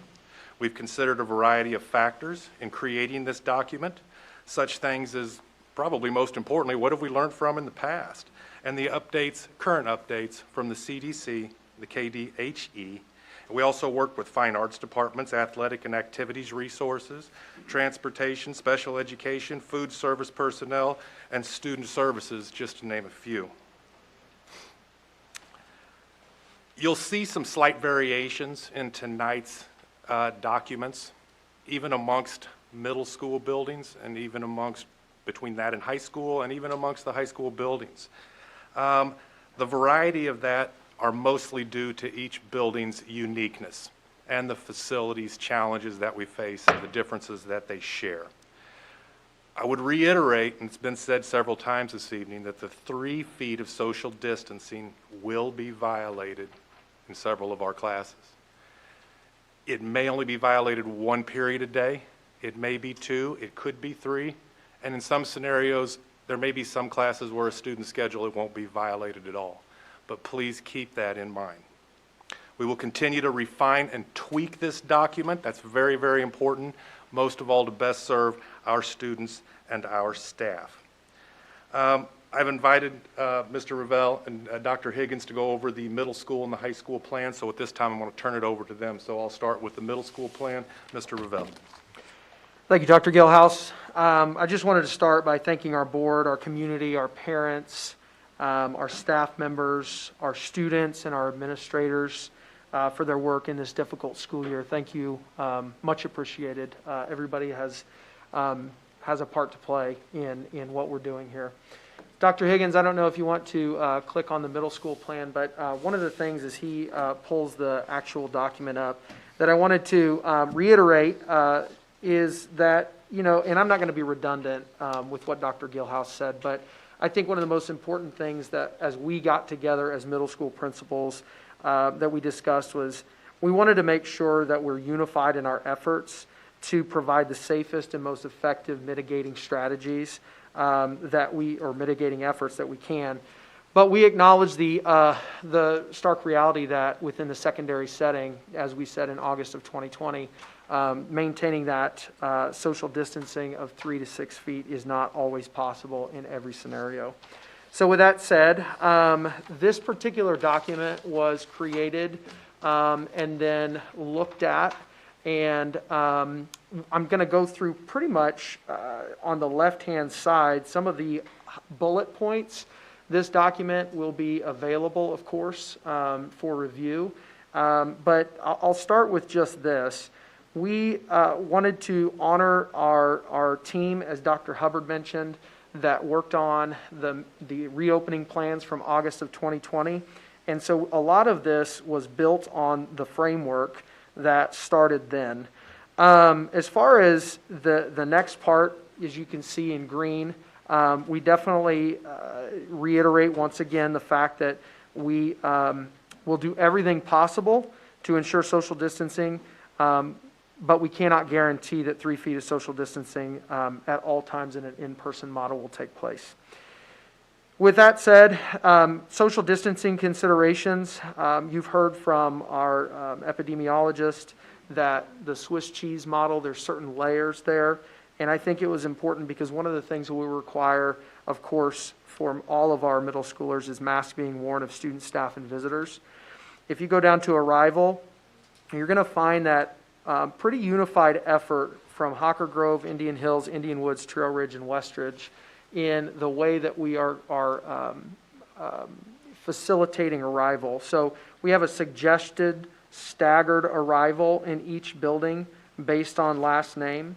And then we also have students reporting directly to mascot hour instead of gathering in a large area like an NPR, a multi-purpose room, or a gym. Moving on into transitions, I think it's important that we notate a few things that are a little bit different this year in the middle school. We're going to have no locker usage in the hallways. And then also we want to make sure that we have allotted some different items for building logistics as well. So we're going to have some school-based differences in the way that we deal with our transitions in between classes. We also need to make sure that we have allotted more time for individuals that may have a health need, and so that's listed in there across all 5 middle schools. In classrooms, you're going to see at the very end that this will vary from site to site based on actual number of in-person students. But our class numbers, we're going to do our best to space out 3 to 6 feet when possible. And we definitely are going to make sure that we continue the hand washing strategies, another layer of Swiss cheese, so to speak, within the process there. And then we also have nightly ionization of all classrooms. In cafeteria, this is an area in which I think there will be a little bit of discrepancy among buildings, depending on the structure. But as a middle school in general, one of the important notes that we all agreed upon is that we can and will assign seats for contact tracing purposes in the middle school cafeterias, which we thought was very important.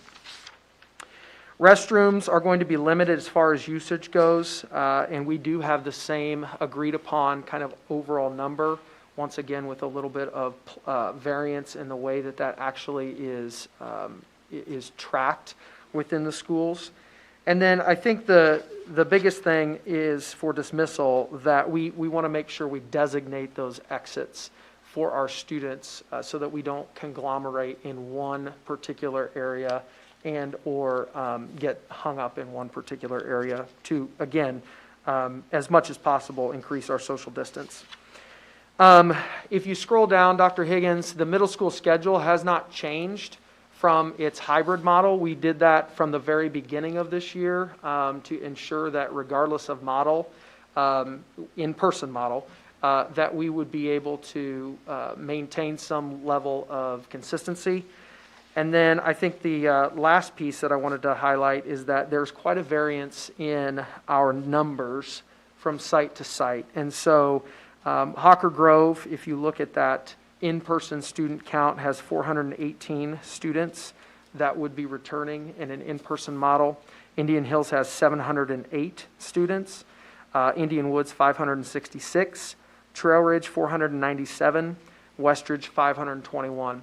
And I just want to point out that, we are all committed to the work in front of us regarding mitigating measures. But student count also could play a part in the way that variances will play within building to building.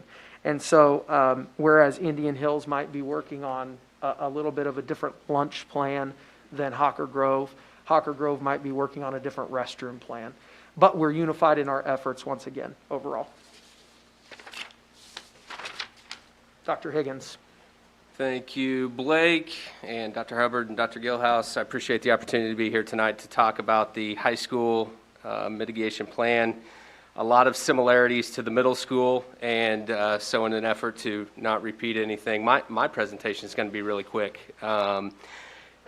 The plan for the high school looks very similar to the middle school. I'll go through the main categories on the left. Again, we speak to, at the very beginning, the original high school reopening plan that so much time was spent on over the summer putting that together. Social distancing and masking considerations, first and foremost, obviously we've heard a lot tonight about those masking considerations, and you know, kudos to our kids and our students so far. This year they've done a really good job with masks and wearing them properly, and we know that they will continue to do so. Before school, we do have each building has designated locations for students to go to before the school day. Normally that's the cafeteria. We all release students between 7:20 and 7:30 to go to classrooms once teachers are on their contract time. A portion of our students at the high school level do drive, which gives us an added benefit of helping convince them to maybe come to school a little bit later, closer to 7:30, so that the cafeteria is cleared out. Those students can report to the cafeteria, grab breakfast, and then head to their classrooms. Transitions or passing periods. We've been working on students' driving skills in school as well, keeping them to the right of the hallways. And so when students are walking in the hall, we ask them to keep on the right side.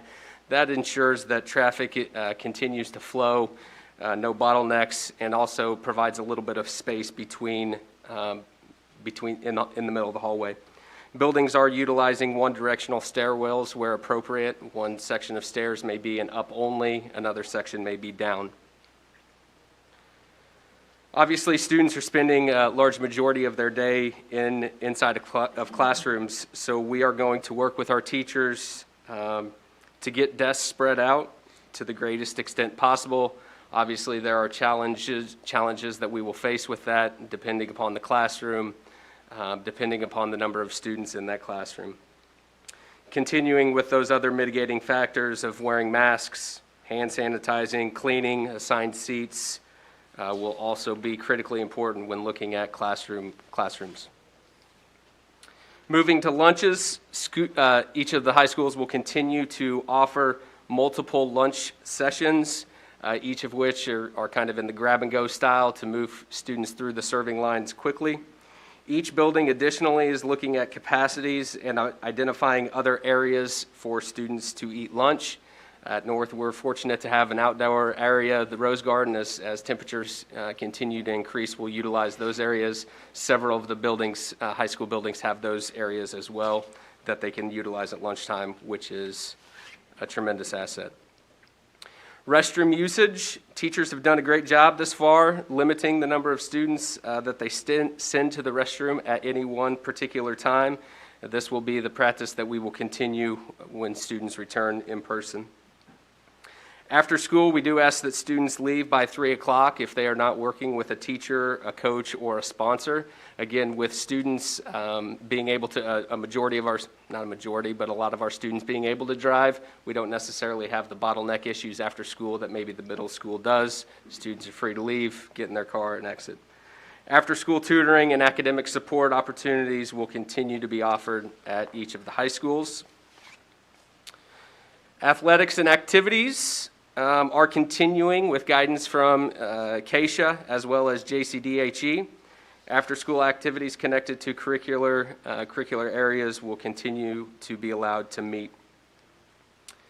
The schedule that we will hope to be utilizing is the same as what we've been doing thus far this school year. Monday through Thursday, we'll operate in a block schedule, 4 periods each of those days. Friday would be a 7-period all-remote day, so all students would be in the remote learning period on that day. I've included the number of students for each of the buildings who are in person and remote, approximate numbers there as well. As Blake mentioned, we too at the high school level are all unified in our effort to provide the safest and most effective mitigating efforts. And we realize that these plans may need to be tweaked as having all the students in our building, as that process unfolds, these plans may need to be tweaked and altered.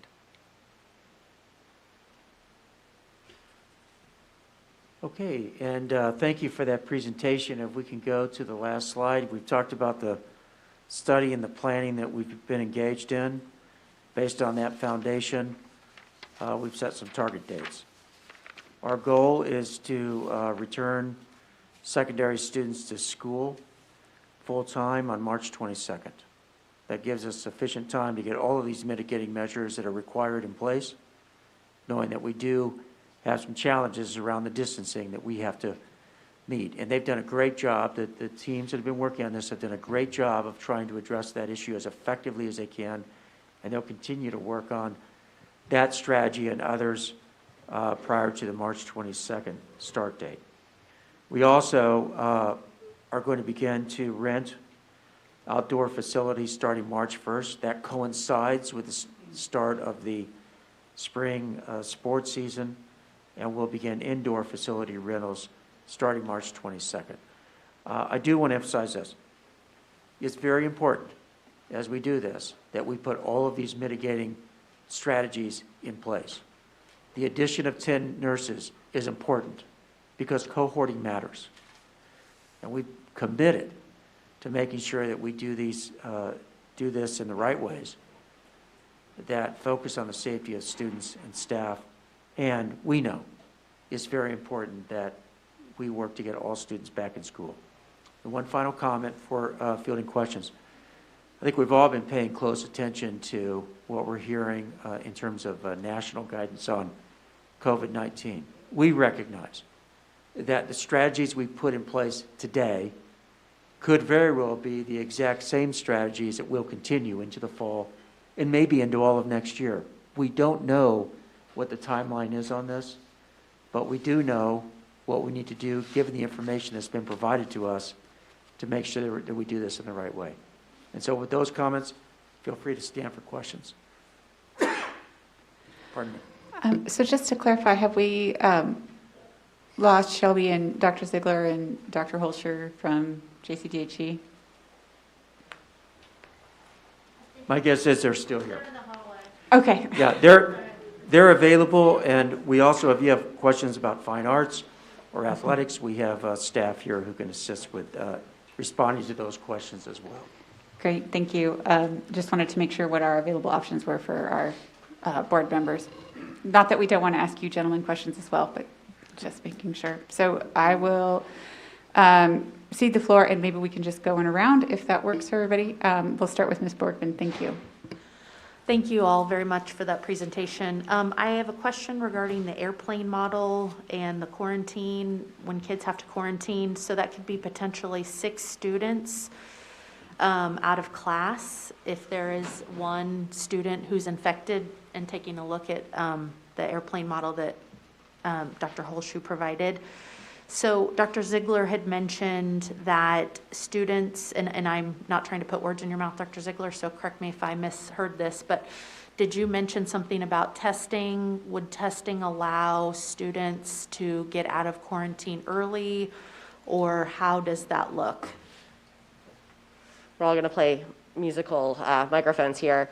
So currently our recommendation for quarantining is that an individual who has been exposed can get tested on day 5, and as long as they test PCR negative and still have no symptoms, then they can return to activities, including school, on day 8. And so that will be some of the really important data. If we're quarantining and excluding those students in the airplane model, we should have fairly good data to make some determinations as to whether or not infections are happening in the classroom. Thank you. And then a follow-up question to that, maybe for you, Dr. Fulton, or maybe Dr. Hubbard, is when those students are out of class, can they join in for remote learning, or how does that look for those students that have to miss potentially, a significant amount of school? We have been allowing students to remote in when they are quarantined or in isolation. Mr. Stratton? Thank you. My question has to do with the staffing needs as we make this next switch. There's a variation between the buildings at the middle and at the high school level. And I was wondering, are there situations where we're going to have staff moving between buildings because of that variance? And then my question will tie into that. How we do with the sub-pool, meaning will that help us as well as we transition in? I can't speak to the sub-pool, but I will tell you that we currently teachers share staff from the middle school and the high school, and that vice versa. Many of those are our fine arts instructors. If they are not, we have worked through, the buildings have worked together with support of the central office to make those schedules work. And so we've been able to make everything work. So yes, there are certainly some challenges, but we've worked through them. I will add this, our sub-pool has improved considerably since last, early winter, last November, when we had to take secondary back to remote. And I don't know, Dr. Schumacher, if you want to add to that at all. We're just at a better place than we were then. Yes, Mr. Stratton, we are in a better place. Fill rate's been about 97%, and specifically to your question about staffing, there will be no change to actual models for the secondary schools. They'll keep those teachers doing remote, secondary the same way, so there should be no change. Thank you. Dr. Sinclair? I appreciate the level of detail and planning from all of you tonight in laying out how we will go back to school full in person. The care really is reflected in the information you've provided. I want to ask if you could just help connect the dots. So we're talking about being able to go back mid-March, and what really helped us allow us to go back to school now and to be able to address all these other mitigating requirements? Yeah, thank you. Certainly invite other team members to respond to that as well. But I think a lot of this goes back to the specific guidance that we're now beginning to receive from CDC, which is very helpful. We're seeing more studies coming out on what is and is not possible. All of that information has helped inform us how we can respond to COVID-19 given the limitations that we know we have to deal with, such as the inability in every case to cohort 3 feet or more apart. So I'd invite Elizabeth, if you'd like to address that some more, that's fine, or anybody else. Yeah, absolutely. I think the other piece to add is that we are seeing some of our lowest transmission in Johnson County since this summer. If you recall, in the fall when I was here last time, there was a tremendous amount of transmission coming out of Halloween and going into Thanksgiving. So really seeing our rates decrease makes us believe that we can have kids in more full person and in full time without really increasing the risk of transmission to a level that would be, quite frankly, it could be catastrophic. If we had brought all students back in full person when we had transmission rates the way we did in December, there's no way you guys could have stayed open even if you did have the subfill rates. And so I think that, to Dr. Fulton's point, the science is continuing to emerge. We've still only known about this virus for a little more than a year. And so we continue to learn about it as new evidence, as new data comes out. We've seen what was possible here in Johnson County with our policies and with the tremendous work of our school districts. So I think all of those things coming together really supports the fact that at this point in time, we can go back full in person. I will say, there's definitely some concerns about variants. The UK variant is one that is, of course, very concerning. CDC has said that it may be the dominant variant by the end of March, so right as you guys are looking to come back in.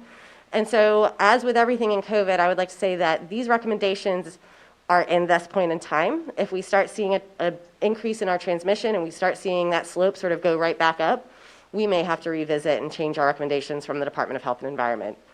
But with our transmission rates, the work you all have done, what we've learned in the last year, we believe that we can do in-person learning successfully.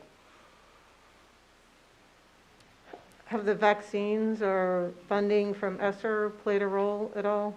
It's certainly helping. I think the ESSER funding is critically important. You know, we received about $1.5 million in the first round, $11.5 million in the second round. That's a lot of money. But as you saw in tonight's report, it spends quick. Because if you're going to take care of safety issues with students and staff, you have to make sure that you have those mitigating measures in place, whether it's HVAC systems or masks. And so that's why we wanted to give you the long view tonight of what it's going to cost through the end of next year just to address some of those mitigating measures. And, you know, we hope that we don't have to go through all of next year with all of those required mitigating measures in place. But we also recognize from where things sit right now, it's possible. So let's just plan accordingly and make sure whatever plan we implement on March 22nd is something we're prepared to sustain. If I could, I would also like to speak to the vaccination, and this goes to Mr. Stratton's question as well. One of the things about vaccination is that means we won't quarantine individuals who have received both of their doses, are 2 weeks out from their second dose, so have that full immunity. Even if they are exposed, as long as they remain asymptomatic, we are not asking individuals to quarantine. So that will be a tremendous boost for your staffing in that every time they're exposed, either in the school building or in their personal life, we will not be asking them to go and stay at home for a week or 10 or 14 days, depending on the situation. So that will also be a huge help for you all as well. Thank you very much. Reverend Guy, do you have any questions for this evening? I'm just curious about where we are with vaccine testing for children or teens and when we might expect that vaccine to be available. I think I told you guys last time my crystal ball is not working all that well and has not for the last year. They are testing currently. The original studies that were done for both Pfizer and Moderna only focused on adults and for Pfizer 16 and up. So those studies are ongoing, as are a number of other studies that will help us make policy decisions moving forward. You may have heard that even though you've been immunized, you still need to wear a mask because you may still be able to transmit the virus. That's just a piece of data we don't have yet. And so that, along with our youth going through clinical trials, will be coming. I do believe the Johnson & Johnson vaccine may have a younger age cutoff, but I can't speak for sure. So it will be coming, but again, I think prioritizing the adults who tend to have much more severe outcomes was certainly the priority of the vaccine manufacturers. Thank you. So we were talking about the age groups of educators who are getting vaccinated. Are we prioritizing some of our higher risk educators perhaps, like our choir teachers or our band teachers, pregnant teachers, that sort of thing? Are we able to take those factors into consideration as we do that? I'll let Dr. Ziegler answer the full question, but we did not prioritize personal health conditions, like you mentioned, pregnancy. Just the logistics of that, all these employees sending us their, physician statements about their personal health conditions, and then even if we were logistically able to receive that information, then who makes the decision as to is pregnancy over a cancer diagnosis, over a transplant, things like that. So we did not, and the county health department advised all school districts to not prioritize personal health conditions. The only other thing that we didn't talk about that I wanted to add on is, we talked about all staff are included, and we are moving as quickly as possible through the age group so that we are catching all staff very quickly. But all staff includes those that are transporting our students. So any of our bus drivers who are driving the routes with special education students or any students who have difficulty masking, they have been included in those that have been invited to go. We're working through our substitute teachers right now. With support from Kelly Services. So all of our staff are included as we work through those lists. What's our projected end date on that?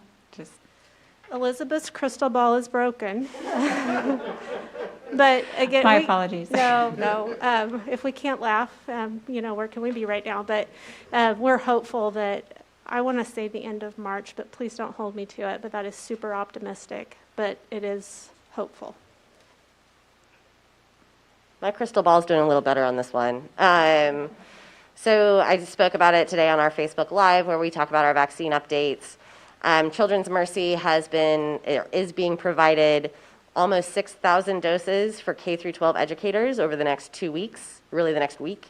They'll be getting 5 trays, as we call it, so almost 6,000 doses, and that will bring us up to about 70% plus in our K through 12 schools being immunized. So, and that's with it be by the end of next week is the projected date. And so I would say that really the middle of March, we should have at least first doses done for the majority of K through 12 educators, which is incredibly exciting, and we're very thankful that Governor Kelly and the White House has prioritized educators and that we're able to get these extra doses with Children's Mercy's partnership to administer those. So, if it's okay, I'd really like to compliment JCDHE, Children's Mercy, and the school districts for the incredible lift that they've done to set up the system from scratch of how to get, how many are there, Elizabeth? 20-some thousand educators in Johnson County vaccinated, and to do it in such a timely and efficient way. It has taken a tremendous amount of teamwork.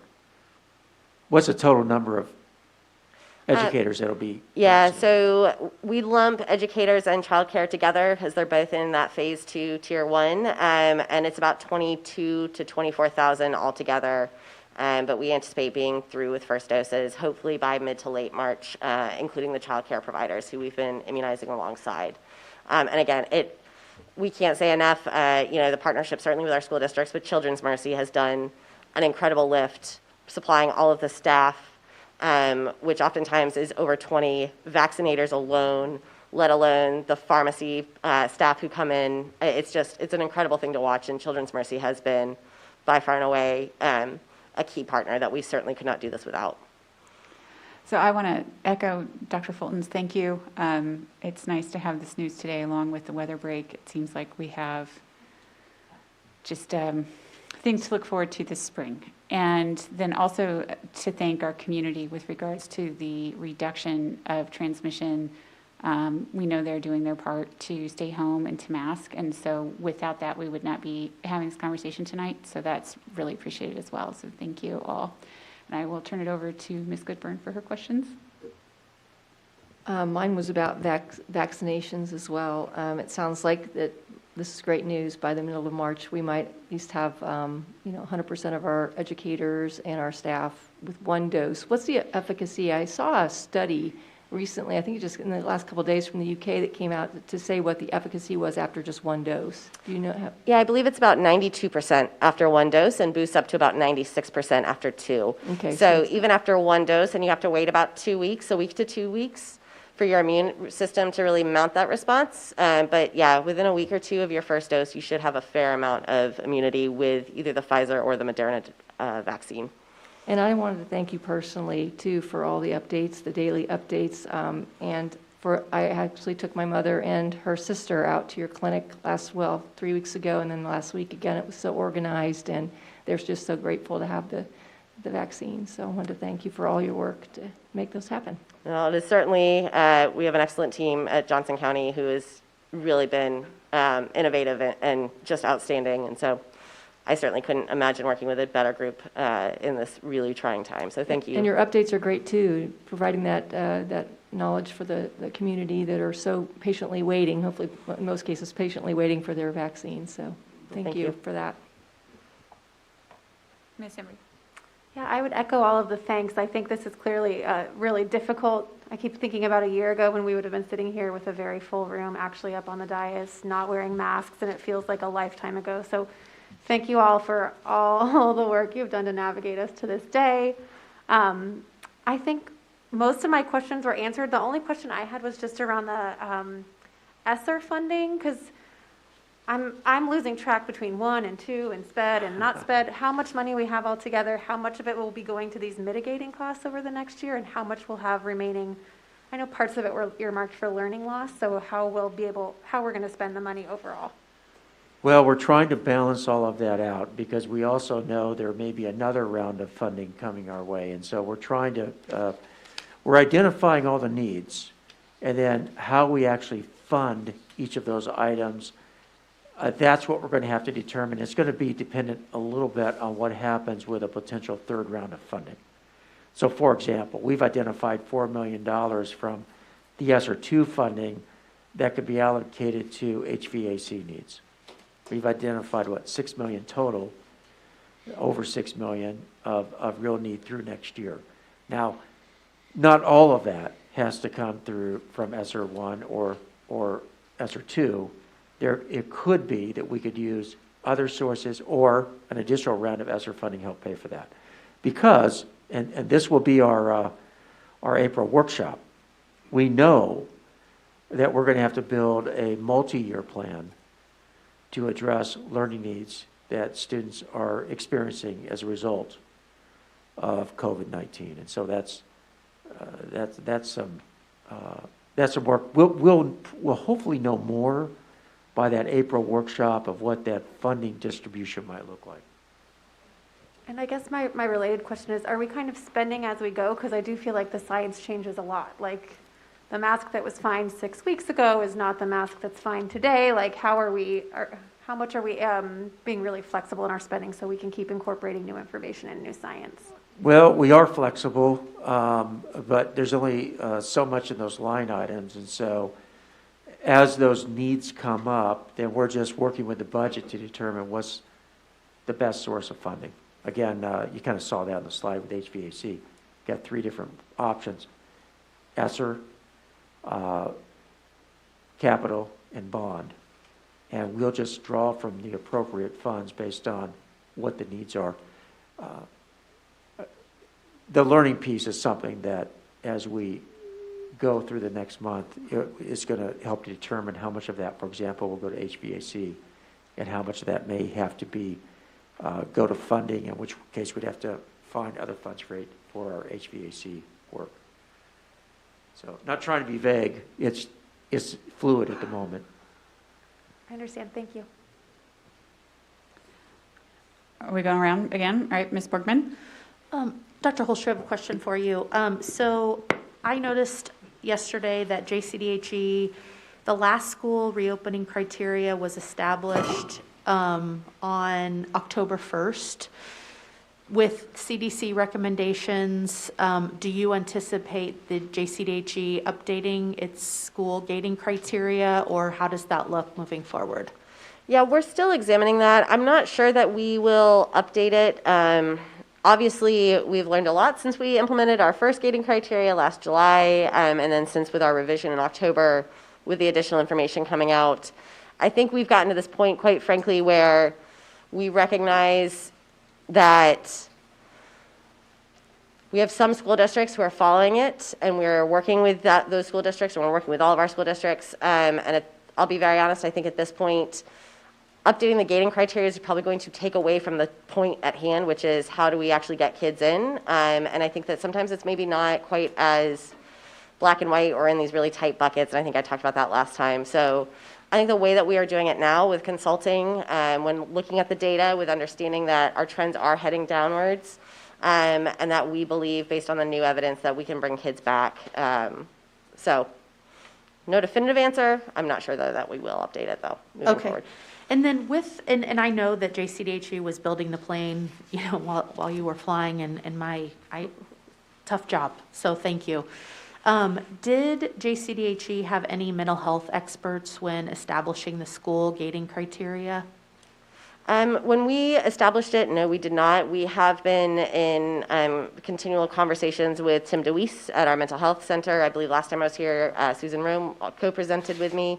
I will also say that my background, while originally in infectious disease, over the last 5 years, I've spent a lot of time working suicide prevention and working with our Suicide Prevention Coalition, and so having conversations with them throughout this time about what this looks like. So I will say we definitely built it while flying the plane and in a very sort of quick turnaround time. Sure. So does mental health then come into play when you establish the school gating criteria? And then my follow-up question to that I'll ask, we're all going to have a lot to learn from this, 100%. Would you like to incorporate more of the mental health piece in a school gating criteria, or how do you view the mental health component for kids and also balancing keeping everybody safe from this novel virus? I think you're absolutely right. It's a very fine line where we need to take into account the social emotional learning, the mental health of our students, the impacts on our community when schools are closed. But we also have to take into account the impact of COVID-19 when we have really widespread transmission and what that means for our families. If kids are contracting at school and bringing it home, or, God forbid, a teacher gets sick and severely sick, and, we've seen it in other parts of the country have died from this. Tim DeWeese from the Mental Health Center oftentimes says we can't let mental health trump public health. And I think that it's been a very difficult line to walk. There are no good answers. But in terms of your question about including it in the gating criteria, one of the things that we've talked about extensively is that we don't have good metrics, right? There's not a great ongoing metric for student mental health. And we heard earlier about how even the Communities That Care survey, which we used to use very heavily for mental health in schools, is no longer a thing that we can even rely on. And so, outside of a once a semester survey potentially, it's a very difficult thing for us to attach to, again, the buckets. And so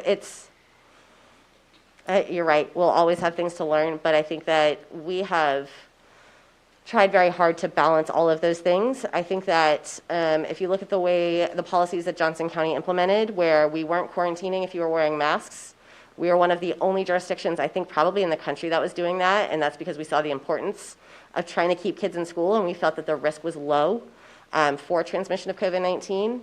We were one of the first who said, get our elementary kids in school because we understand they need to be there to learn, and it has a bigger impact on families for those young kids who have to be watched or will be shuttled into another daycare situation, which will prompt spread. So I think we've certainly kept in mind all of those things, and I think that I'm very proud of the way that we've approached this, and I think always trying to keep in mind both public health and the effects of the virus itself and the effects on our community. I'm sure at the end of all of this, we'll look back and we'll say, this is what we could have done better. One life lost to suicide is one too many. And so I think, I'll be very honest, we've looked at the data. I presented the data to our Board of County Commissioners. I presented the data to our Suicide Prevention Coalition. And we have seen a decrease in completed suicides and visits to our ERs due to suicidal ideations and attempts. And we've seen an increase in our calls to our mental health center or crisis hotline. And to me, and to mental health, what this says is that the work that our community has done, the work that the teenagers, as part of Zero Reasons Why, have done, is to help destigmatize mental health. But that's not to say that one life lost is not terrible. So I think that, again, we'll take all of these lessons. Hopefully we won't have another pandemic for another 100 years and we won't have to implement those.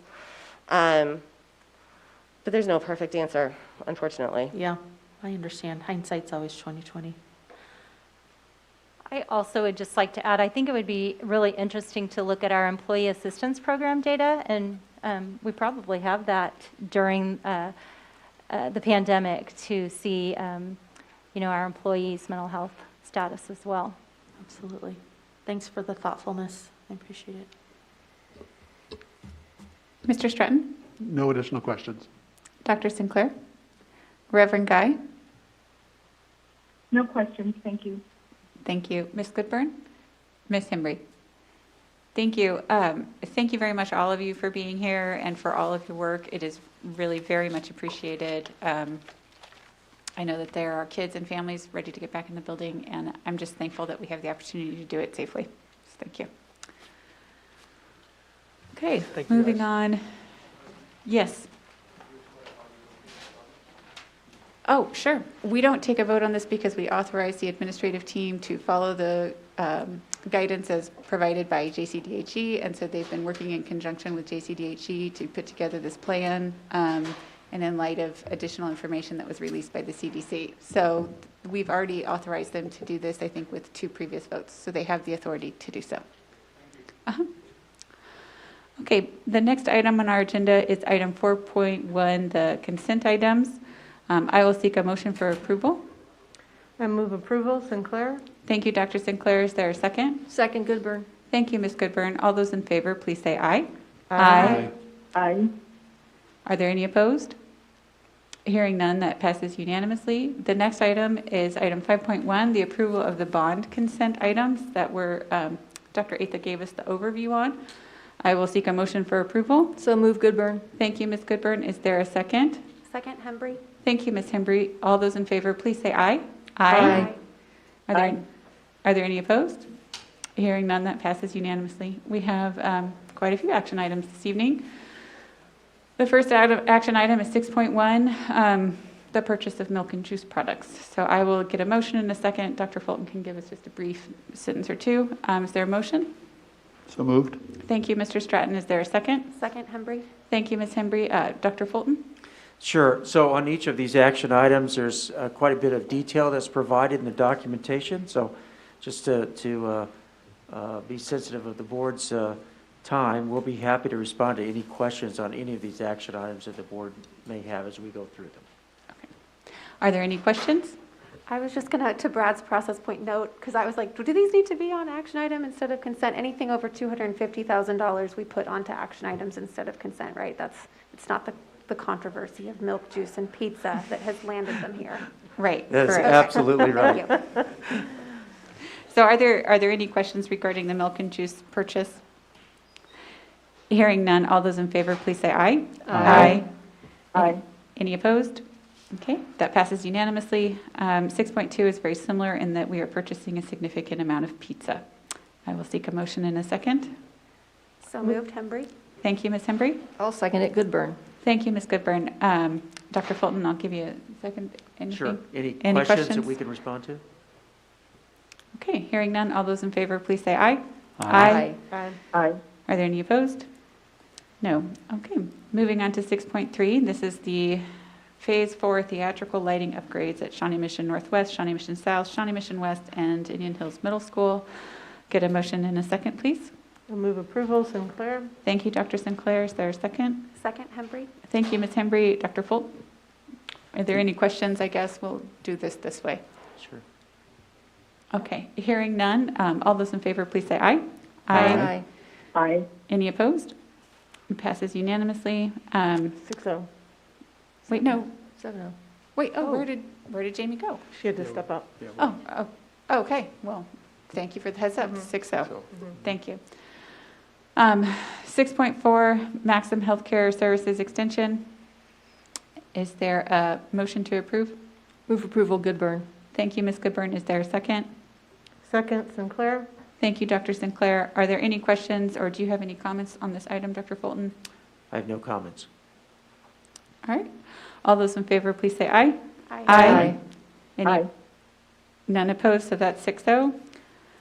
Item 6.5, approval of updated board policy AC. Ms. Goodburn, I'll get the motion in the second, and then if you could just give us a brief. I'll move approval. Thank you, Ms. Goodburn. Is there a second? Second. Thank you, Mr. Stratton. Ms. Goodburn? Sorry, I'm just writing that down. Sure. Okay. This is an update on board policy AC, the prohibition of, discrimination, harassment, and retaliation, first and final read. Basically, through working through the process, they've come up with just a couple of revisions to this policy that you can see if you look at item policy AC, the updated one. So it's basically just tweaking the policy in a few spaces, in a few places, just because of implementation that they've learned over the process over the last year. Anyone have any questions? Seeing none, all those in favor, please say aye. Aye. Aye. Are there any opposed? Okay, and that one passes. We're back at 7-0. Item 6.6, this is another policy issue. I'll seek a motion to approve. I'll move approval. Goodburn. Thank you, Ms. Goodburn. Is there a second? I'll second. Sinclair? Thank you, Dr. Sinclair. Ms. Goodburn, can you give us a similar overview? Yes, KASB model policy update, basically, to this one. Thank you. Are there any questions for Ms. Goodburn? And it has been vetted by our team, including our chief of police and other administrators. Seeing no questions at this time, all those in favor, please say aye. Aye. Are there any opposed? Okay, that passes 7-0. Item 6.7, approval of the updated board policy JBCB regarding in-district transfers. I'll get a motion in a second. I'll move approval. Goodburn. Thank you, Ms. Goodburn. Is there a second? Second, Hembry? Thank you, Ms. Hembry. Ms. Goodburn, can you give us the quick update? I'm going to turn this over to Dr. Fulton and his team to give an update on this policy. Great, thank you. And I'll invite Dr. Hubbard to join me on this. We have a policy that pertains to student transfers, and part of that policy requires that students who transfer from one school to another be in good standing. We recognize that with everything that's happened with COVID-19, that's put a lot of pressure on students.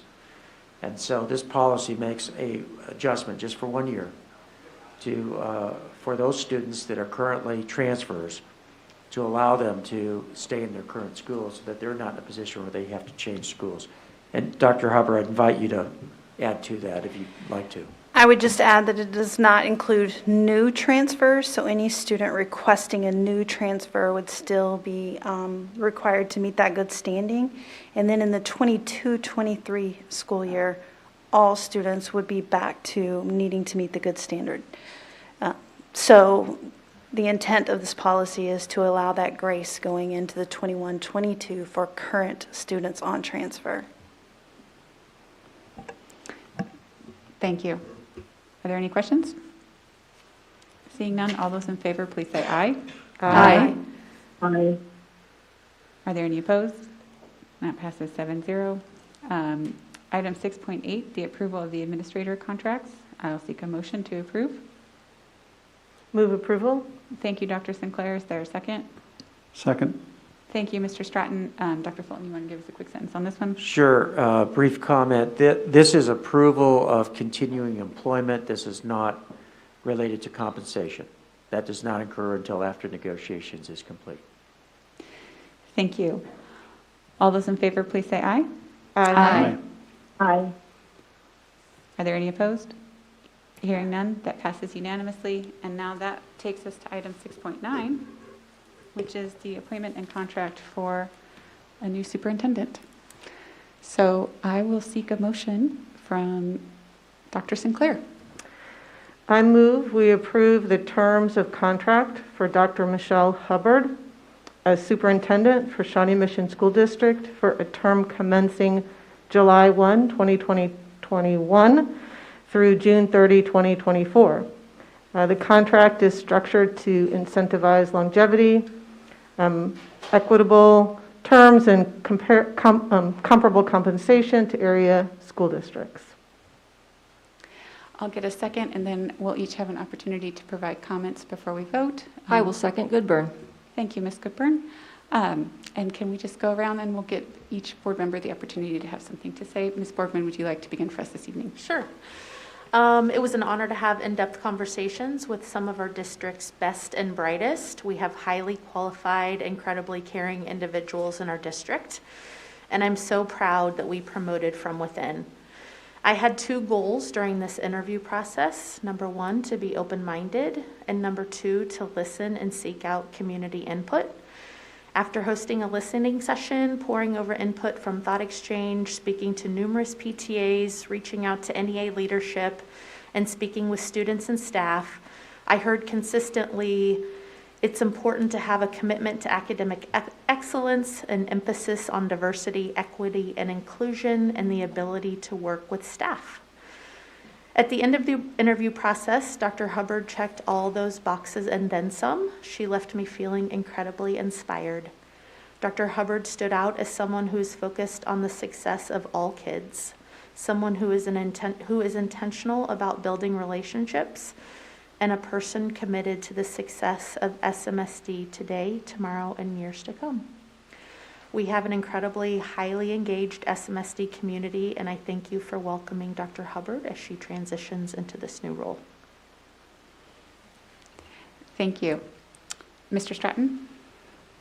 My comments are that I'm proud of this board. Another excellent job of 7 of us spending a great deal of time together, working hard, using a lot of the criteria that Mrs. Borgman just talked about, being very intentional about not only trying to find the leader to take us forward, but also to doing it with the mindset that we already have a plan in place. And it was developed by this community, this strategic plan.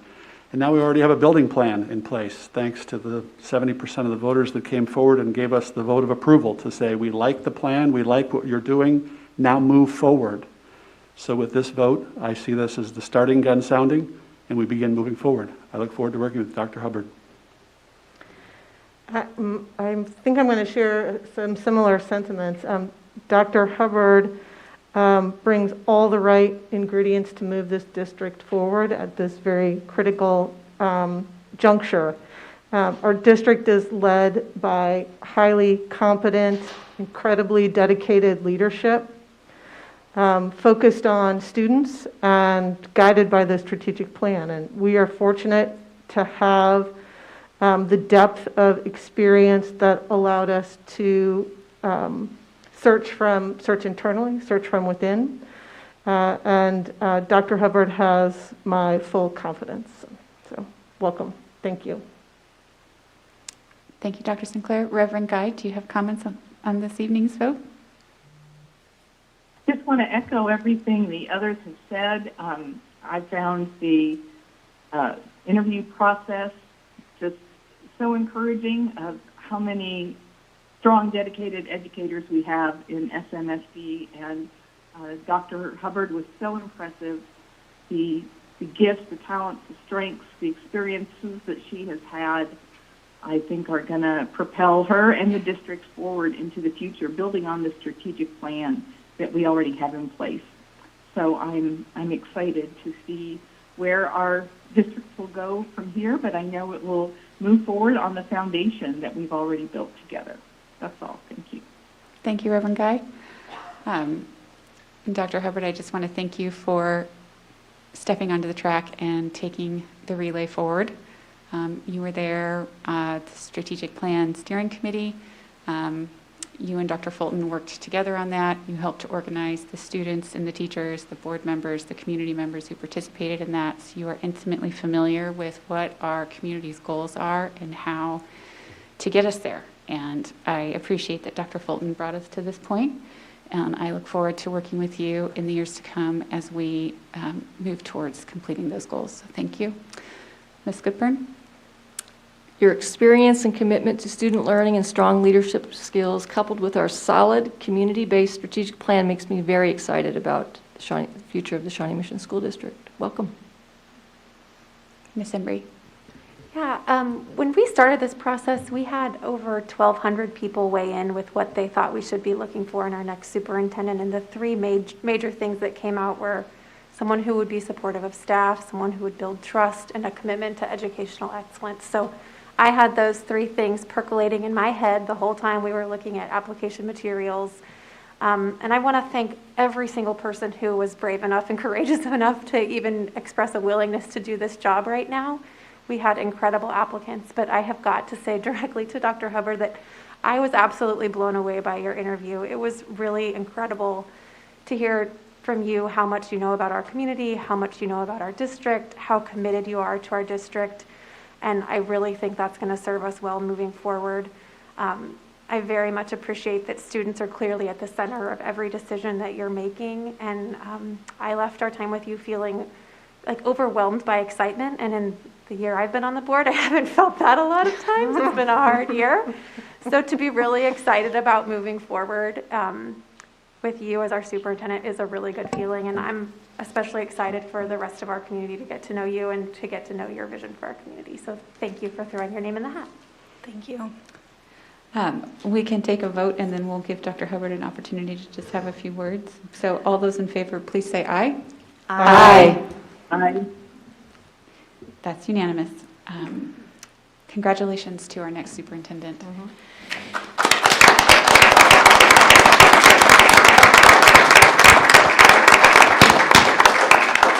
Thank you all so much. I wish you could see the smile behind this mask, but I am so honored to be chosen as the next superintendent of the Shawnee Mission School District. As a resident and a parent of the Shawnee Mission School District, I'm deeply committed to our current and our future success, and super excited about what that holds for us. Shawnee Mission Schools have such a rich tradition of excellence, and we have such a great, strong community. And that was very supported by this previous bond. I think our community really stepped up and said how much they value education. I'd like to thank the board, all of my colleagues, including Dr. Fulton, who have supported me through this journey. And with the work of the board and Dr. Fulton and the staff have done this past 3 years, I think we're really set to do wonderful things for our kids in Shawnee Mission. I look forward to working with the board, Shawnee Mission staff, families, and students in carrying out the commitments of our community made through the strategic plan and remaining SMSD strong. So thank you again. Thank you. We may have already said everything we have to say, but it is now the conclusion, and we have the opportunity for comments from board members. So we can work our way back around. I'll start. Yeah. Oh, yeah, of course. My apologies. Dr. Fulton, No, please. that's okay. Yes. Thank you. Well, first of all, congratulations to you as a board. I don't think people realize just how difficult doing a superintendent search is. And you did it with such thoughtfulness and care. So thank you for doing that. And congratulations, because the community wins whenever a board engages in a superintendent search in that way. And to Dr. Hubbard, you are a wonderful colleague. You care deeply about children. You're highly respected.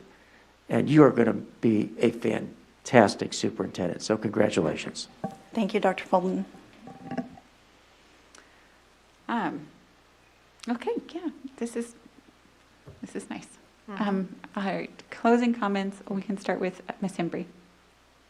I would just be remiss if I didn't thank the folks who came out to provide feedback during public comment. This has been a hard year for so many people, and that's obviously has been a hard year for a lot of folks in our community. So I want to particularly thank Christopher Boyce's parents for making time to come out. I know that was hard to do. It took a lot of courage, and I want them to know that they were heard and appreciated.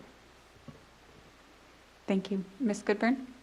I just wanted to say really quickly, on our HR agenda tonight that was approved on our consent, we approved a new high school principal for Shawnee Mission North, which is Dave Ewers.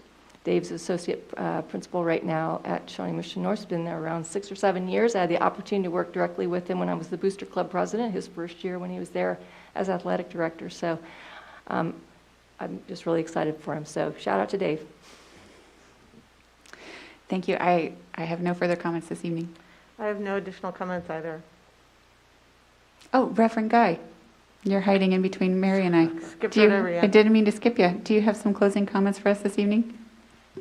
I just wanted to highlight that it is National Public Education Week, and this is another wonderful opportunity to thank all of the people who give so much of themselves to make our public education as excellent as it is. So I celebrate the teachers and administrators and staff and parents and students and PTAs and everybody who has been involved in making this public education district, Shawnee Mission, such a strong and wonderful district. So happy Public Education Week. That's all. Thank you, Reverend. Mr. Stratton. I'd just like to reiterate a thank you to all the leadership that Dr. Fulton has provided, and also remind everyone that he's 5 more months in the chair. And in doing so, I look forward to his steady hand steering us for these next 5 months, because as we heard over the course of several hours, lots of decisions to be made between now and then as we transition to our new leadership. And I also challenged him in a note the other day that said, and let's really enjoy this as much as we can. You know, your steady leadership guiding this district has been very incredible and helpful. I keep using the word forward. We are moving forward, and let's do it, even though we've got masks on, that we will do it smiling, because this is a time period that we should take joy in these decisions that we're starting to make as of today. Thank you for your leadership. Ms. Borkman? Yeah, I just wanted to acknowledge the public comments as well. The courage that Mrs. Boyce showed was pretty outstanding. My kids know her kids, and so, you know, this has been hard on the entire community of the Northwest and Trail Ridge area, as well as McCullough, because I know a lot of Christopher's friends went on to Westridge and West as well. So, you know, this has really had a ripple effect on our entire community. You know, in a situation like this, I feel like words are kind of meaningless. And so I don't really have much to say other than I just really appreciate Mrs. Boyce's strength and her courage in speaking out for kids, all kids. And make sure you give your kids a big squeeze hug tonight. Thank you. After a 5-minute break, we will move into executive session. So I will seek a motion from Dr. Sinclair to take us into executive session for 30 minutes for the first? 30 minutes, yeah. For 30 minutes for the first. And this is pursuant to This is negotiation. negotiations, right? Yes. Okay. And we would reconvene then at 9 o'clock? No. 8:55. 8:55. For non-elected. Non-elected personnel. Thank you. Okay, thank you. And I will second that motion. Thank you, Dr. Sinclair and Mr. Stratton. All those in favor, please say aye. Aye. Aye. None opposed, that passes unanimously. There will be Sorry. no additional business after the board recesses from executive session. Thank you.